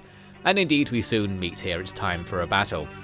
Ordinarily, this is a just deploy the Sevastopol moment, but I wanted to try and do something with the never miss. This is not only partially the thing I was doing earlier, to just like make the enemy shoot missiles at something that might actually dodge them, but I also wanted to see if I could take down a big enemy ship using a small ship, something that I liked the idea of, but I'd never really seen as something that's plausible. So I started doing, well, this thing here, where I'm doing the tactic I criticized myself for earlier, where I sit directly below the enemy, trying to shoot up through the underside armor to make a gap somewhere that I can shoot through into the interior. The downside is we keep getting hit by the engines half the time and it just doesn't work all that well. Looks like I eventually gave up and just brought out the Sevastopol. It would be really good to try and get something going with a smaller ship being able to take down bigger enemies by like targeting a weak point or something. Because while the Sevastopol plan works, it's so expensive to pull off and we don't really have any money at this late stage in the campaign. It would be great to not sit here being shot 1,000 times, but well, that's just what we're going to have to do. And to some extent, we can't efficiently output damage because I have to constantly switch who I'm targeting between each enemy, trying to fire my secondary guns at enemies as they launch missiles at us. It would be more efficient to focus down single enemies and just get hit by the missiles. The thing is, you can't have your secondary guns pointing in a different direction to the primary guns. At least I don't think you can. Hopefully you can, because that would be much easier. But because we're forced to point our Gatling guns at the main target, I can't have them shoot like in a different direction to take out incoming missiles. It's one of these cases where my thought about this is, why aren't I getting my crew to do one of the things that I'm expected to do here? Like, if the crew was just pointing the main guns at the enemy and firing it like whenever it was loaded, that would be fine, and I would just do the piloting or focus on using the secondary guns, something like that. You can imagine an easier version of Highfleet where you can set a weapon to auto-fire. Well, we can spend our whole life imagining an easier version of Highfleet. I suppose the point of Highfleet is that there isn't one and you just have to deal with it. And how are we going to deal with it? With ingenuity such as this. I wanted to do the mission where you have to go and fall into that guy's trap. So, because you can only send one ship, I thought I'm going to send my lowest quality ship, the Fennec, an anti-aircraft or anti-missile ship that doesn't really have that much function other than potentially stopping us getting hit by cruise missiles. I thought I'll send that out by bolting a fuel tank to the side. That's so that it has enough range to actually go to the destination and come back. And off we fly to see what this question mark is. You meet what is effectively the leader of the enemy faction, and when you show up, he's just like, oh, you actually showed up? Like, he didn't expect this trap to work. You've actually fallen into it. Whoops. And he's like, well, before I kill you, why don't you explain if you were in my position, what would you do, or something to that effect. And I chose to say, I would use my nuclear resources for the good of the people. And he's just like, no, you wouldn't. You would try to take over the world and overthrow your father and things. And I thought, well, is this projection, man? Are you just being like, well, that's what you wanted to do with it? You clearly started doing it at some point. But I also thought maybe if you have a certain worldview or a certain score, like you have really high kindness, he'd be like, oh yeah, you are a nice guy. Okay, here's the key. It's like, I'll let you have the nukes because you seem like a nice guy. Maybe there's some sort of alternate ending you can get from this conversation. As it stands, he's just like, okay, well, I guess we're just going to kill each other since we're out here now. Any last words? And we can be edgy and say, this night, does it not frighten you? Which is probably the wrong choice, because you also had the option to just kill him on the spot, which may avoid having to fight him after this. So we were very kind to him. We bothered to go and meet with him. We just sort of casually chatted to him and didn't kill him when we had the chance. And as a result, we have to use our Fennec to fight his capital ship. Well, we don't actually have to, because you are still allowed to retreat from this battle as it turns out, which is very lucky for us, otherwise this would be game over. We try to escape, although I slightly overshoot the retreat point, then have to sort of fly back along the invisible wall trying to get into the retreat point, and I took a hit along the way. That was unfortunate, but we have escaped. So we can retreat from this battle and fly back to the fleet, which in many ways is simply reversing the trap. So we are pulling the switcheroo on this guy, because he is going to pursue us, but he's pursuing us back to where all of our ships are, and all together we'll have the advantage. Although along the way, an airstrike comes in from the east, so whoever was sending that airstrike before is still out there. They know we're here because you get an alert status when the enemy commander sees you. And we have to fight off these planes. Luckily, the Fennec is both an anti-aircraft ship and is good at dodging stuff. It's not like it's actually good at taking out enemy aircraft, it's just that it theoretically could load anti-aircraft missiles and has some guns that are okay at taking down fighters. Looks like we killed like one of the fighters and then the rest went home. I think you can gradually deplete the enemy's number of fighters. Maybe they come back over time. That's just one of those things where it would be nice to know, but who knows. We get back to the fleet.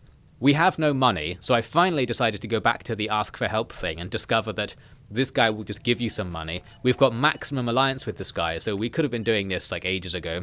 We have lost out over the course of the campaign, because having maxed out allyship with somebody probably means you can't make it go any higher, and you might as well basically always be at 3 out of 4 ally stars, so that you have the chance to get more. Anyway, the enemy commander comes in to fight our fleet, and here I am back at it again, just doing the most extreme version of my stupid plan. I'm like, I'm gonna park myself at the engine threshold of this ship, because it's like, well, they can't see me here, right? Like, what are you going to do if I just ram my ship up against the underside of your ship? Well, it doesn't matter, because I'm firing, and the explosive blasts are hitting myself, and the enemy's engines are setting me on fire the whole time. So that wasn't a very good strategy. I eventually restarted and tried a slightly different version of the plan, which is significantly better. We'll hover far enough away that we don't get hit by our own area of effect attacks, and we're not in the enemy's engine plumes. And now the roof of our ship still exists, so this is a much better plan overall. The enemy aren't firing back at us very much. This might be because they're constantly putting out fires. This is because I am damaging the enemy's fuel tanks by firing armor-piercing ammunition. I finally worked out how to actually use all of the ammo types I've been buying throughout the campaign, just thinking I was using them all along. Therefore, we've loaded up the Nevermiss with the armor-piercing shells, and we're firing them through the underside armor of the ship. And I believe the way it works is it does a bit of damage a few tiles beyond the armor, so the fuel tanks behind the armor are getting damaged, and the ship kept setting on fire, which for some reason stopped them from firing back at us, which was very handy. However, it wasn't really damaging the ship, and after a while I just gave up on the plan entirely and just came back with the Sevastopol to start doing this normally. We'll just blow the front off the enemy ship with sheer firepower, and then a massive wave of shells will just like sail down the inside of the ship, and that's going to be the end of them.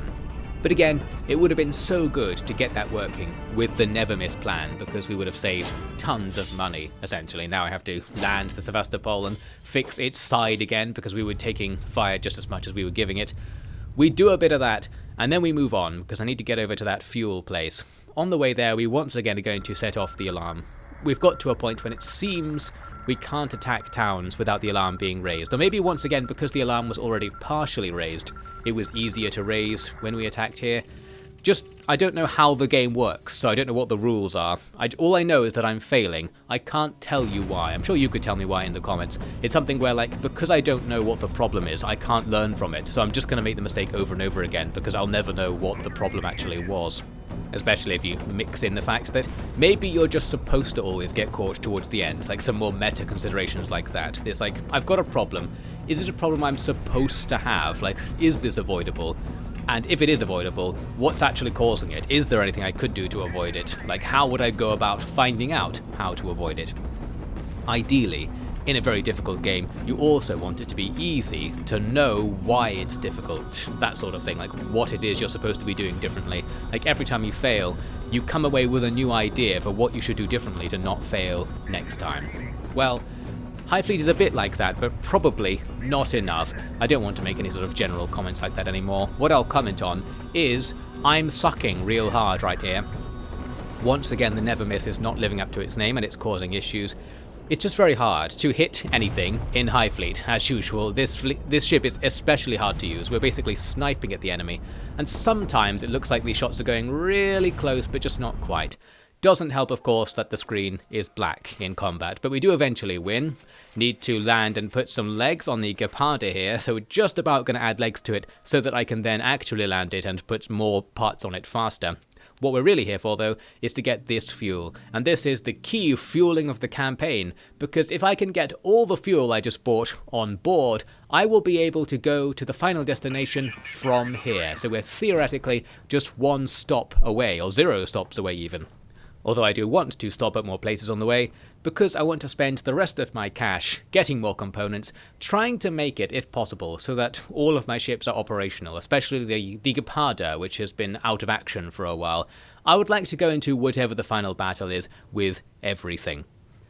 We see that, as I'm sitting here, there is something really quickly speeding past, and I'm just not going to even try to intercept that. You've spotted me, nothing I can do. Maybe this is like a scout craft that is just there to see you and raise the alarm. Well, I think it was already raised, so that doesn't matter anymore. We're not going to do anything about that. In your lore, or the in-universe situation, the enemy know perfectly well where we're going. In fact, the enemy commander was just talking to us about what our plans are, so they know what we're trying to do. It's probably pretty obvious to them. If they actually want to force an engagement, they know where to go. So, like, if they also want to force that engagement here, that's fine. Like, you're going to have to find us at some point. Like, we're doing this thing. You have to try and stop us. You know we're going to do it. Can we just get this over with? Can you just come and attack us and stop firing cruise missiles? That would be great. For some reason, the enemy aren't listening to me, but I can talk to my allies. It looks like I decided to click on some of the other call for help things and just experiment with them at this last second in the campaign. That one looks like he was going to try and increase the morale of my crew, and I was like, well, I don't really care, so like, forget about that. We also talked to the Alcihir guy about the secret city or whatever it is he was trying to get us to do. And we're like, can you show us the secret city? In the dialogue, he's like, yes, I'll show you our city. And then nothing happened. So I don't know. I don't know what that was about. Again, like, I feel like I'm trying to do this quest. I'm like, well, where is it then? Like, he told me he's going to take us there or something. Are you going to do it? Like, is it going to flash up somewhere? Will it become an objective? I don't know.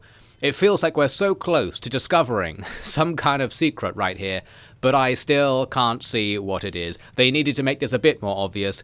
Whatever happened to that guy who came in and pointed his finger at the screen when it was really trying to get the player to look at something? Could you come and point at this map and tell me what it was that guy was trying to show me on the map? Maybe that guy could come in and show me on the map. He did just say he was going to do it. Looks like he didn't do it, and we lost the ally point anyway. So it's all going pretty well. Well, here's the good news. We get the fuel, we get out of there, we tell that guy to somehow give us some more repair parts, because next we're stopping off at the repair town, right next to the destination. Perfect for just sorting everything out before what I kind of thought was going to be like a final boss encounter. I completely misjudged what the ending of the game was going to be like, so we'll get to that obviously in a second. On the way, some more fighters come in, and as we deal with them, I wanted to note here that in these fighter engagements, or against missiles as well, the AI will control your other ships in the fleet. So that shows us that some sort of code for having allies in battle is there. there's some mod potential to get some real fleet-on-fleet battles going. The big thing that I found disappointing when I first booted up the game and suddenly realised, oh, it's not like I imagined it was going to be. There is potential there to make it happen somehow, if somebody could somehow sort that out, which would probably completely ruin the game in some way, of course, but I'm imagining a different game as usual. Now we arrive at the repair town and there was loads of stuff here, probably because that aircraft carrier was part of a strike group and it was landed here, so we fight the garrison and everything else. For this, I just brought out the Sevastopol because it's a repair town. It doesn't matter too much if we take a bunch of damage, we're about to get repairs real fast. Look at these misses though, I wanted to put in a nice couple of clips of me using the Sevastopol really badly and missing huge volleys of shots, sometimes missing by miles as well. Check that out, a huge volley trying to track a target and just utterly failing. Sometimes I did really badly at the aiming, despite earlier claiming, I think in part 1, that I found it really intuitive and somehow got good at it. I think it really changes like day to day, just based on like how tired you are, how good you are at guessing where to shoot. Well, I win that battle. I had quite high casualties, but I was thinking I don't care anymore, because I thought the game was literally about to end, like in a couple of minutes. So I was letting myself go, to some extent, thinking I just need to get through this now, we're nearly done. We're not actually, well, we'll see. We get this pretty decent landing where we cheekily get a foot across 2 different repair bonus pads, so we're getting 5 times repair speed on the Sevastopol. So basically I sold off stuff in my inventory, we can get all of the repairs going in under 24 hours easily so we can repair something else as well.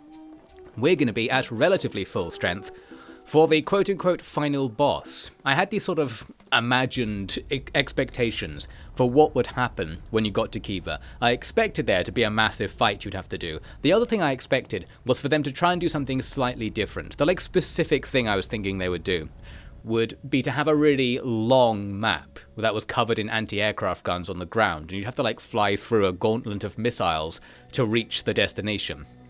Just to have something a bit different that also would wreck your fleet, and then it would sort of determine how easy the final boss was, how good you got through the missile barrage.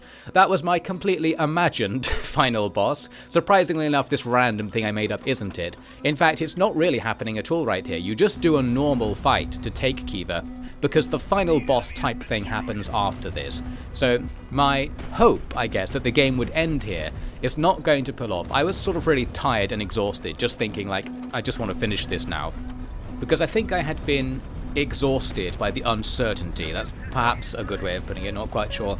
To some extent, while I was having fun with the game, I was so ready to stop playing it at the same time, just because it's kind of stressful as well. I think it's a game that you need to be very experienced with for it to be easy enough for it to just be fun. And on that topic, I wanted to note, in this battle, we're taking all these missiles, and it made me think again that it's probably a good shout, me from earlier, saying that if you took the game and the easy mode was that the enemy doesn't fire missiles at you, you would get a game that's comfortable enough that I think people could just play it right off the bat and have fun straight away.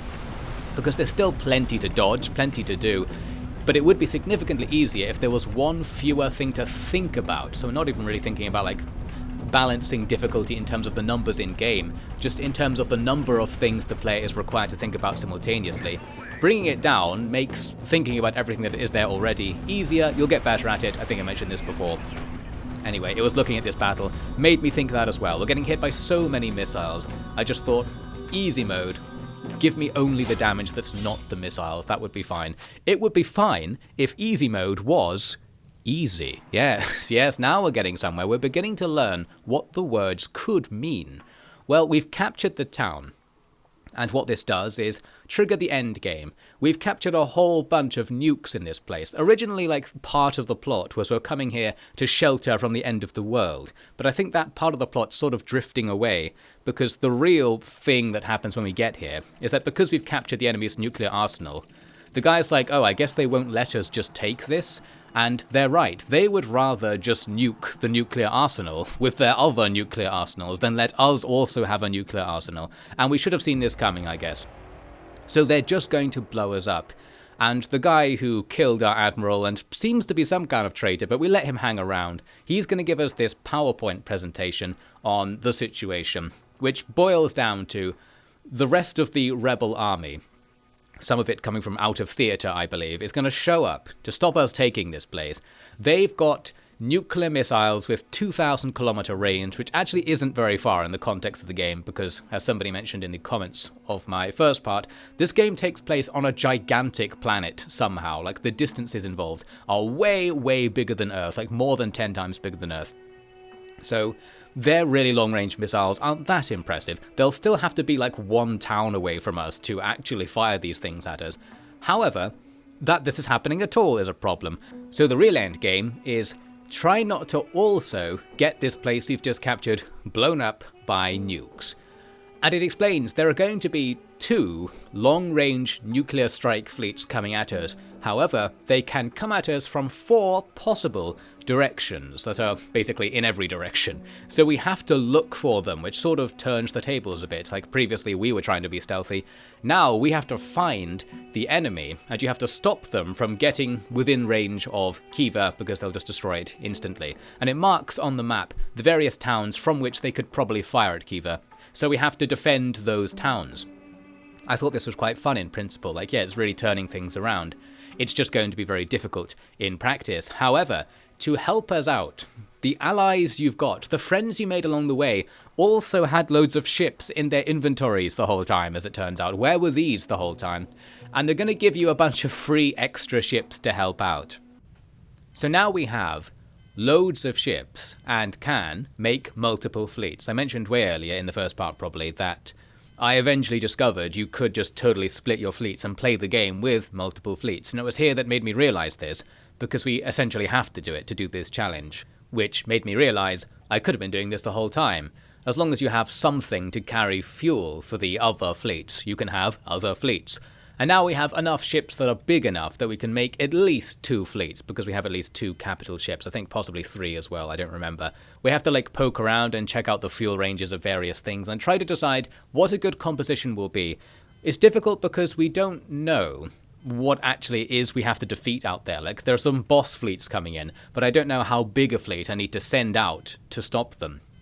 I think in retrospect, what would have been good here would be to send out a bunch of small fleets just to find out where they are, because the fact I don't know where they're going to be coming from means that it doesn't matter how powerful my fleet is, we can still just lose the game by random chance at this stage. And there are strategies we could do to mitigate that risk to some extent, probably anyway. I don't know about that in practice because I didn't put it into practice, of course. Let's see what I did do, in fact.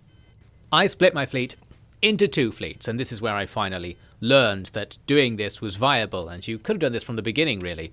Someone mentioned in the comments of my first part that you can have like 5 fleets and just do things all over the place, and that makes things a bit easier in some way. Well, here I am learning that right at the end, because we have to use it at least a bit. I think splitting into more than 2 fleets is probably necessary to have a good chance of stopping the 2 things coming from 4 potential directions. First, our new secondary fleet goes to attack a nearby town. I kind of hoped that maybe the garrisons wouldn't fight you or something, or they might side with you because you've like taken control of the local area and they're also standing to get nuked and doomed by this incoming nuke fleet. I don't know. They are technically with the enemy faction that is trying to nuke us. I thought they might just join us somehow, because it does mention that you now get free fuel and free reinforcements in this phase of the campaign, as if the local people are sort of allying to you a little bit. Not quite sure. Well, the good news is that I was having a good day by the looks of things. We do well in this battle, although it's partially because of this new ship, the Gladiator. The Gladiator is basically what I wanted the entire time. It's what I was trying to use the Gepharder for.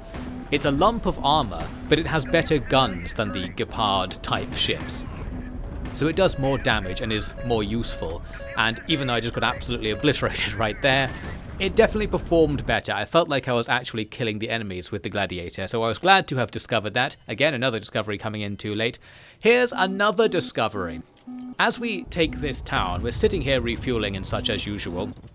A missile comes in. I thought, well, fine, we don't have any anti-missile things, we'll just have to try and shoot it down. However, the explosion is very big. It says 150,000 people died right there. It turns out the nuke fleets can just nuke you as well as the destination. They have many nukes. So I don't know where they are, but they're within range of us and they know we're here. that's going to become an increasing problem. We're also in range of a carrier strike group, and we get a sort of sudden strike of the type that I wanted to be getting the whole time, where we're on the ground but we can't take off, so it's not like the enemy sudden strikes where they will take off and come at you. You have to just sit there and get bombed by the enemy fighter bombers coming in. And of course that's not that important compared to things like this happening. We're still getting nukes, so like I'm sitting here trying to just refuel the ships, getting nuked the whole time. And this is where, if I had some anti-missile missiles, that would be great, but I don't. And I'm guessing that's the difference between just dying here and not dying. You have to have a few things that will take out the nukes before they hit you, or you die. So what we have here is footage that is just going to show me dying, effectively, if you can't tell already.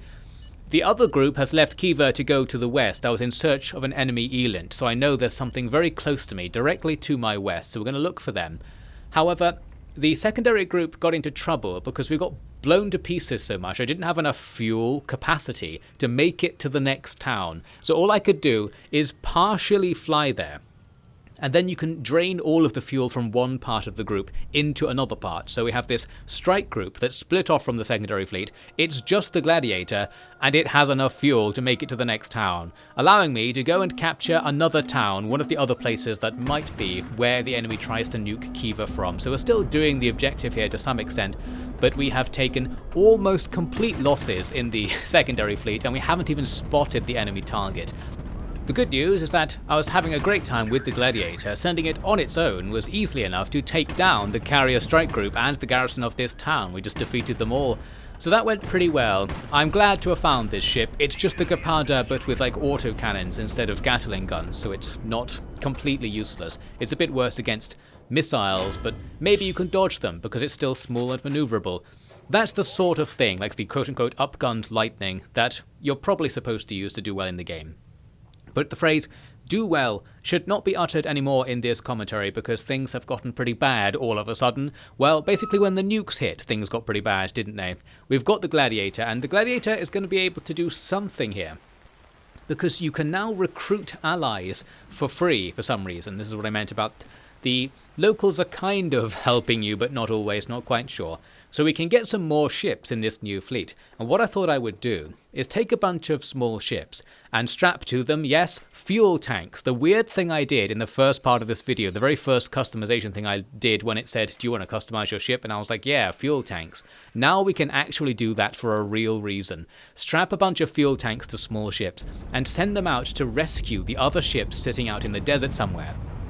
However, here we are looking at the main fleet under the Sevastopol. The Sevastopol is somewhere in that big cloud of nuclear explosion right now.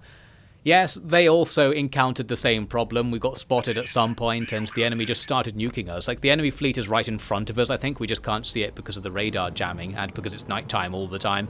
But they can see us and they're nuking us. Probably the answer is, well, have the anti-missile missiles for starters, but also maybe don't have the radar on. I turned the radar on and put it on the full sector search, or the full, whatever it's called, point in every direction mode, so that I could try to find where the enemy nuke fleet was. But of course that means they can find me pretty easily because we're just looking at each other's elants the whole time, so we fly towards each other. They launch nukes. I can't launch anything that's going to stop the nukes. We got nuked, and we lost everything in the fleet in a couple of nuclear strikes, except for one aircraft carrier with no aircraft and all of its components really badly damaged. So we're still in the game, guys. This thing hobbles to a nearby town. The stuff at that town fires millions of anti-air missiles at us, and we get obliterated, not even on the screen by the looks of things. And that was the end of the main fleet. So this is not going very well. Things have spiraled out of control very rapidly right here. And because I already thought that taking Kiva would be the end of the game, I was probably just in a state of constant shell shock right now. Like, what is happening right now? Is this the credits? Did I win? Guys, I must have won, right? This isn't happening. This is a dream. Well, it wasn't going very well. I was messing around, still trying to do that thing where I would send ships to put fuel in the landed ships over there. Something like that was happening, but it takes ages to like refuel your ships and stuff, and while that time is ticking, somewhere else the nuclear strike fleets are just going to the destination. So Kiva is indeed blown up off screen somewhere. It just says, all hope is lost, there's no hope of surviving the calamity, game over. And I sort of thought, well, isn't that also game over for the enemy? Everybody died. I don't know what they thought they were doing, but they're also screwed, aren't they? I'm not quite sure. Well, it's game over for us, that's for sure, because that's what it says on the screen. We have this score here, and I was surprised that my score was so low, because after my first campaign attempt, where I stopped like really close to the beginning, I got almost this many points as well. I think it was like 20,000 extra cash I got, I can't quite remember now. And then getting all the way to what I thought was the end, and it's like, well, okay, 30,000 extra. I was like, can I get 100,000 extra so I can take like 2 extra ships or something like that? Well, I don't know, I wasn't impressed with this reward. And that's the end of that. That's a bamboozle. I claimed many times to have quote-unquote completed the campaign. I totally didn't. I just did what I felt was completed the campaign to me. I was like, I did the thing that it told me the campaign was, but I totally didn't do the other thing it asks you to do. I didn't just not do it. I didn't even slightly, partially, marginally do any of it, even slightly. I got so completely obliterated that it feels like there would be no hope whatsoever. Even though I can sit here and say like, oh, you just have to have all these missiles, you just have to be careful with the radar, I kind of feel like, well, I know how to avoid it now that I know it's going to happen. But I was also kind of satisfied with that ending, just being like, well, you just got nuked into oblivion. That feels like a pretty canon ending to this situation. Like, they just killed you. They control the entire universe and you're just you. Eventually, they were just going to blow you up. And I suppose that's what happened. I don't know.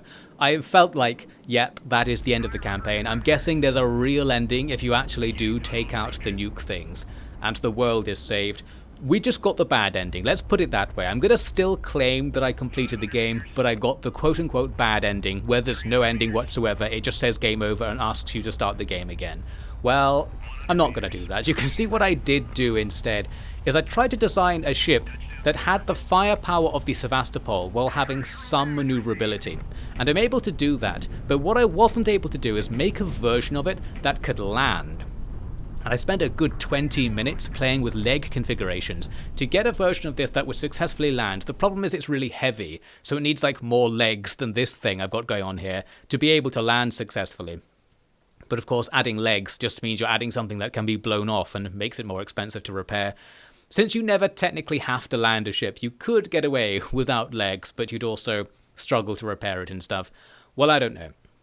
So I had some idea, like, oh, if only I had like 3 of these or something, we could just go around blowing everything up and everything would be fine. But maybe not. I eventually gave up on that idea, and that was the end of my Highfleet experience. Overall, it was kind of good, apart from the fact that I was miserable a lot of the time. It's one of these games where it has like high highs, but a lot of lows. Not especially low lows, just regular lows. And I think that's almost entirely caused by balancing concerns. I'm pretty sure that Highfleet, where like what I played just there was the 3rd campaign instead of like the 1st campaign, like there was some easier version with fewer mechanics that you do first, or even just a robust tutorial where it's like, okay, the start of the game is you're going to flight school and it's going to teach you to pilot various kinds of ships. It's going to teach you what to do in certain situations, so that there's some sort of developer-provided meta for what you're supposed to know and what you're supposed to do. Because learning it the hard way, in such a way that it does ruin the campaign and force you to start the campaign again, is annoying. And indeed, what we saw there with my ending was me learning some stuff the hard way, learning that you need certain things towards the end to be able to win, and learning that you can just get nuked. That sort of lesson comes at such a late stage in my gameplay experience that to learn it and be like, oh, that's what you're supposed to do, it doesn't help. It's just like, ugh.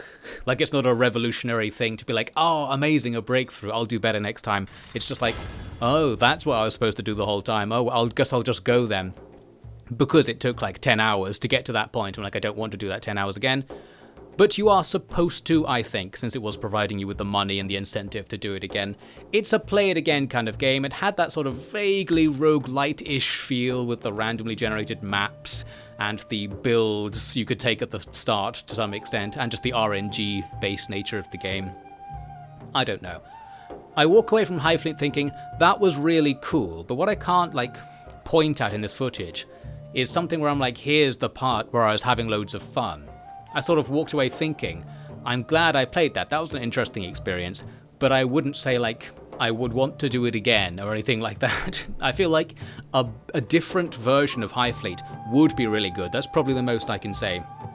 I can see, again, a case where it's 90% of the way to being a game that I would really like, but because it doesn't finish, like, it loses everything as a result. That final 10% was the important 10%. The part where you take all this cool stuff and make it into a funner game than this, and also retain the fun that it has already by just probably making what it is already the final campaign or the endgame of a bigger version of Highfleet.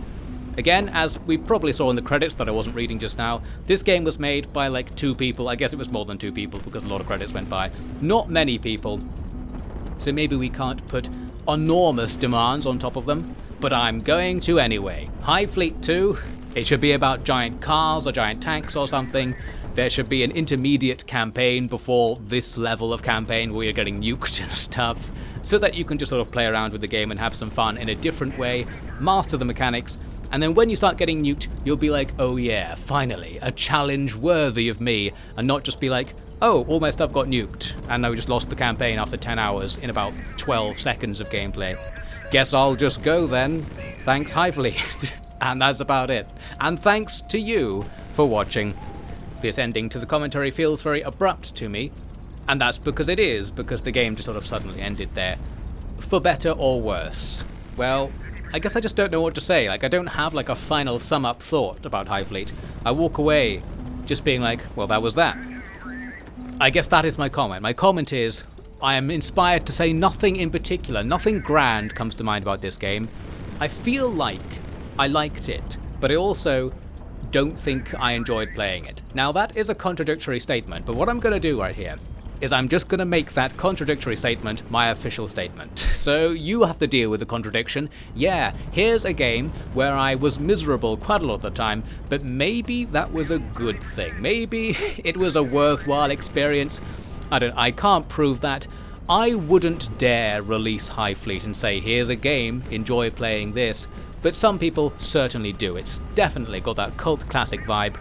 The kind of thing where, if it had Steam achievements, it would be like 20% of people have completed the tutorial, that kind of game, where like it's very popular, but the general audience playing it just doesn't play it at all, so they clearly don't like it that much. There's something going on. This is the sort of game that would be like that. I really wanted to just say like, it's good, or it's bad, but I can't do it. I can't cook out something from my views down to such a small statement, I guess. I've got nothing quick to say about Highfleet, as you can probably tell from this 2-hour commentary. I guess it was okay. On average, let's take all of the various things I've said and go, it was okay, in order to sum up everything. Loads of really great, unique parts, better than like anything else, in some ways. But it's also not that good of a game overall, I would say. Not that fun, and it's not that it couldn't be that fun. It feels a little bit of modding away from being a legendary game, basically. So it's got that going for it at the very least. And that's not really at the very least, is it? That's quite a lot, being one step away from being a legendary game.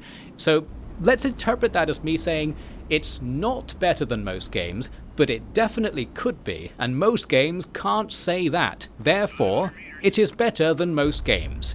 Again, you have to deal with the contradiction. It's not my problem anymore. I've thrown that to you. You deal with it. Highfleet 2/Lowfleet.